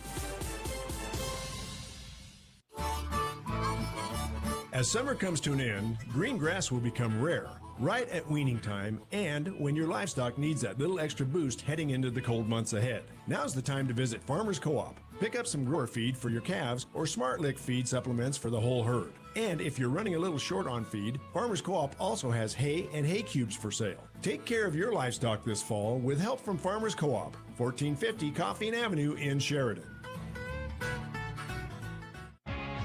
Planning a project that requires block, brick, or stone? You need to contact the folks at Thompson Master Masons. They have the largest selection of brick and stone in town and 39 years of experience behind their work. Chances are, if it can be done, they've done it. Let Thompson's help you choose the best application for your specific project, residential or commercial. Give Thompson Master Masons a call at 672-7971 or stop by their showroom at 135 East 11th Street. Chapman, Valdez, and Lansing, with offices in Sheridan and Casper, are ready to protect the freedoms and rights of the citizens of Wyoming. The Sheridan office of Michael Lansing and McCole Soto provide competent local legal services focused on businesses, real estate transactions, estate planning, employee protections, trust litigation, and personal injury. Michael and McCole will aggressively, timely, and ethically protect your rights and are proud to support all local youth activities. At First Northern Bank of Wyoming, we know agriculture isn't just a business, it's a way of life. Hi, this is Andrew, and for 140 years, we've proudly stood beside Wyoming's farmers and ranchers, helping them grow, invest, and thrive. Whether you're expanding your herd, upgrading equipment, or planning for the next generation, our ag lending team is here with local expertise and personalized solutions. Stop by and see us at 29 North Gould Street or visit us online at firstnorthern.bank. First Northern Bank of Wyoming, your partner in agriculture for 140 years. Member FDIC, Equal Housing Lender, NMLS 402576. When the Sheridan Broncs take the field, they bring strength, precision, and pride. At Simply Stone, they bring that same energy into every project, specializing in countertops. Their team fabricates and installs the finest quartz, marble, granite, and porcelain surfaces, turning your home into something truly exceptional. Just like the Broncs, they believe in hard work, dedication, and a rock-solid foundation. Stop by their showroom at 2745 Heartland Drive or visit simplystonewyo.com. Simply Stone, simply the best. Hi, this is Austin with Mystic Tree Farm. Fall is the perfect time to plant trees. Cottonwoods, aspens, crab apples, and more, all in stock. At Mystic Tree Farm, we're already prepping for fall planting. So come pick your trees and schedule early. Remember, if we plant it, we guarantee it for a full year. Mystic Tree Farm, just north of town at 114 Decker Road. Hi, this is DJ Dearcorn of First Federal Bank and Trust, and you are listening to Sheridan Media Sports. Welcome back to Kelly Walsh High School, the First Federal Bank and Trust post-game show. And Ryan, the Broncs, they get it done, 37-20. That was really never in doubt. But, boy, don't like the way the Bronc defense gave up a ton of yards, especially in the second half of the ballgame. The second half was not very pretty from the defensive standpoint. And even from the offense couldn't get much going. Only one score in the whole second half. So the way the scoring took place was 7:48 left in that first quarter. Beck Haswell scored on a 2-yard touchdown run. William Greer's kick was good, and the Broncs led 7-0. That was following the fumble on the first series that Kelly Walsh had the ball.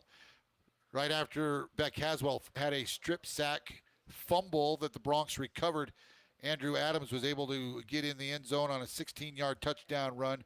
William Greer's kick was good with 1:15 left in that first quarter. The Broncs led 14-0 after the first quarter, took advantage of some turnovers. Yep, turnovers were big in that first quarter, and the Broncs took advantage of Kelly Walsh putting it on the carpet. In the second quarter, with 11:45 left, the first play of the second quarter, actually, Braxton Crowe scored from 18 yards out, and William Greer's kick was good, and the Broncs led 21-0. Looked like this was going to be just a boat race tonight, but Kelly Walsh hung in there, and with 4:27 left in the ball in that first half, Ben Fetter for the Trojans scored from 23 yards out. 23 of over 100 yards rushing tonight for Ben Fetter and Ethan Haig for the Trojans. The kick was no good, and the Broncs led 21-6. On the very next kickoff, the ensuing kickoff, Breck Reed caught that ball at the 1-yard line, came up the near sideline, made it one-man miss, and was off to the races. A 99-yard touchdown kickoff return. William Greer's kick was good. The Broncs led 28-6.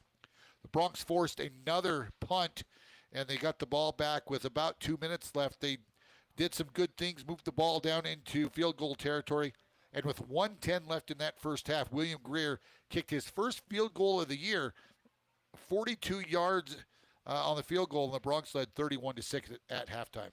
Yeah, beautiful first half, I felt like, for the Broncs. They did what they needed to do. We've seen Breck Reed do that numerous times. So not much of a surprise there. Sheridan kicked off to Kelly Walsh to open the second half, and 3 plays later, after a 60-plus yard run by Ethan Haig, Ben Fetter runs it in from 3 yards out. The kick was good, and Kelly Walsh had cut into the Bronc lead. It was 31-13 with 10:18 left in that third quarter. Later on in the third quarter, Andrew Adams, the Bronc quarterback, hit Beck Haswell on a 43-yard touchdown pass. The pass was about 15 yards, and then Haswell did the rest. Beck did the rest himself, just took it in right down the seam. And the kick was no good, a botched snap, and the Broncs led 37-13. That would do it for the Sheridan scoring. With 6:30 left in the fourth quarter, Ben Fetter, on another good Kelly Walsh drive, drove down the field and scored on a 4-yard touchdown run, and the kick was good. And the final score, 37-20. The Broncs moved to 5-0, their 48th consecutive win. Kelly Walsh falls to 1-4, but I feel like they're getting better each and the way that they week. Played this second half tonight, they should feel good about themselves. They should feel a lot better than the way the first half went, for sure. Right. But the Broncs win it 37-20. We're going to take another quick timeout. When we come back, we will have head coach Jeff Mowry right here on the First Federal Bank and Trust post-game show. You're listening to Bronc Football on 1410 KWYO and 106.9 FM. Is Wyoming Corporate Office your one-stop shop for everything you need for your Wyoming-based business, LLC, or corporation formulation? Yes. Service of process and mail forwarding services? Indeed. Fulfill the legal requirements for small businesses based in Wyoming? Absolutely. Wyoming Corporate Office provides the communication between your business and the state, so you don't have to. Learn more by visiting WyomingCorporateOffice.com today. Hey Colton, now that the fall season is here, it reminds me of how many things there are to keep track of during the school year. No kidding. There's the backpacks, pencils, notebooks, but there's also the cleats, gym shoes, band instruments, not to mention everything parents are accounting for on top of it. Hi, this is Jill Bates with the Bates team at Best, and we know how much work it is, even just remembering everything you need for the next day. And this is Colton Bates. It's why we work hard to make the real estate process as seamless as possible so you can make the move you want and keep your life moving. Whether buying or selling, let us help make it the best experience for you. Give us a call at 675-BEST and visit bestwy.net today. Bring your cybersecurity within range. Cyber attacks don't just put your data at risk, they put your productivity at risk too. Range Managed IT Services gives you a full suite of data protection, including managed firewalls, next-gen endpoint protection, and staff training to keep your business safe. Let our experts take care of your company's cybersecurity so you can take care of business and live your West life. Visit range.net/managed services and protect your business today. We all know what number 1 and number 2 are, but have you ever gone number 3? Well, if you have and you now need someone to come and fix your plumbing, there's only one call to make. A+ Plumbing has seen and dealt with it all over the years, and they will not judge you. Give them a call at 672-9454 and let them take care of your number 3. After all, they are number 1 in the number 2 business. A+ Plumbers, 672-9454. This is Dr. Dana Leroy with Leroy Family Dental, and you're listening to Sheridan Media Sports. Welcome back to Kelly Walsh High School. First Federal Bank and Trust postgame show, and head coach Jeff Mowry now joins us here on the postgame show. And Coach, congratulations on another win. As you said when you walked up here, it wasn't the prettiest football game you've ever coached, but you got the job done. The kids still played hard. Yep. Absolutely, they did. They played hard. Coach Roden had the Trojans ready to roll, and they ran the ball effectively, and they put us in some spots that we didn't defend very well. We were missing some keys, and then they were breaking some tackles that we've got to make. They broke some tackles and got to the edge, and we've got to be able to set an edge and turn it back inside and flow better, and we just didn't do that. The type of offense they run there. Your ends, everybody just seemed to kind of crash towards the middle because they're running between the tackles 85% of the time, and they're running up into the back end of their own lineman and then cutting it outside. No one's there. Yeah, and we were just, that's what happens when you don't trust the process. And we have guys that are inside and supposed to do that, and our guys on the outside got to be patient. And when it comes their way, try to make a play. We don't have to try to make the play when it's in the middle if I'm not a middle defender. And we've got to get better at getting 11 men on the same page. And that was true in offense and defense tonight. We'd have 9, 10 guys doing the right thing, and they're going to find a gap. Good teams are going to do that, and Kelly Walsh did that multiple times, and they had big plays against us. I feel that you were in control of the ball game, and so you guys as coaches really just kind of you took the pedal off the gas, and then maybe the kids just kind of were like, all right, we're in control. And maybe they didn't respond the way you guys wanted them to. Yeah, we got up. We had a great first drive. Came out. They have a good kicker, give it touchback, and we go out and we march the ball down the field on the first drive, and then do the same thing on the second drive and get up pretty quick and really a pretty good first quarter. I think when we go back and watch the film, it was pretty clean. They moved the ball a little bit on offense, but we were okay. And then, like you said, we went in at halftime and we didn't come out with the same fire that we went in with, and we didn't respond really, and turned into a pretty long ball game. And really, I told our kids at the end of it, it's a 4A football game that we just won, and we should have our heads held high. And some of them, are a little bit down in the mouth because it wasn't our best performance. I don't know how much better. We'll have to look at film and see how much better we got tonight. And that sometimes that can hurt you because the rest of 4A is going to try to get better tonight. And if they gain some ground on us, then we better get going. Well, I would think the first half you guys got better in the first half. There were some really good things. You got to be happy. Will Greer hadn't had a lot of opportunities to even try to kick a field goal tonight.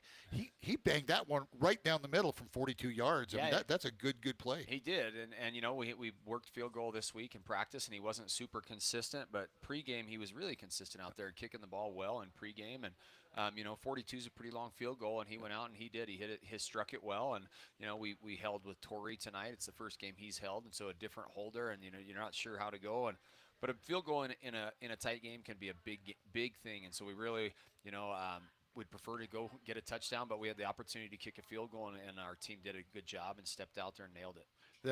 That team that you played tonight is they're better than a 1-5 football team. They are big, they are physical, and they wore you guys down a little bit up front. They did. They were consistent, and they just kept coming at you and coming at you. And the runners run physical, and the O-line does a good job. And it's something that gave us fits a little bit last year, and they did the same thing again this year. Well, the good thing is you got the win. It's 48 consecutive, and you get an opportunity again next week to get better at practice. And it's homecoming next week, so the kids will probably be pretty juiced to play Cheyenne Central. Yeah, there's a lot going on next week. There's He-Man volleyball, and a little bit. The girls are playing football and powder puff football, and there's a lot of activities and things, and our guys got to make sure and have fun and enjoy that. That's part of high school that you're going to remember is homecoming, and so they've got to enjoy that, and then at the same time understand that our job is to play Friday night at 6 o'clock against a good Cheyenne Central team that I think I heard was up on Thunder Basin, and so they're going to come to town ready to play, and it'll be a physical matchup. They were physical last year, and they're better this year, and so we've got to be ready to go. Well, congratulations on another win, and we'll talk to you next week. Appreciate it, Shane. Thanks. Head coach Jeff Mowry joining us here on the postgame show. And again, the Broncs win this thing 37-20, their 48th consecutive win, and now they've just pushed past the 4-year mark since their last loss by a couple of days, and so the streak just continues, and the Broncs will make sure that they get a little better for next week when they face Cheyenne Central. That's going to wrap it up for us. For James Timberlake bringing you all the live action on the live stream, Ryan Parker, I'm Shane Parker. Thanks for listening to Bronc Football here on 1410 KWIO at 106.9 FM. Classic Country.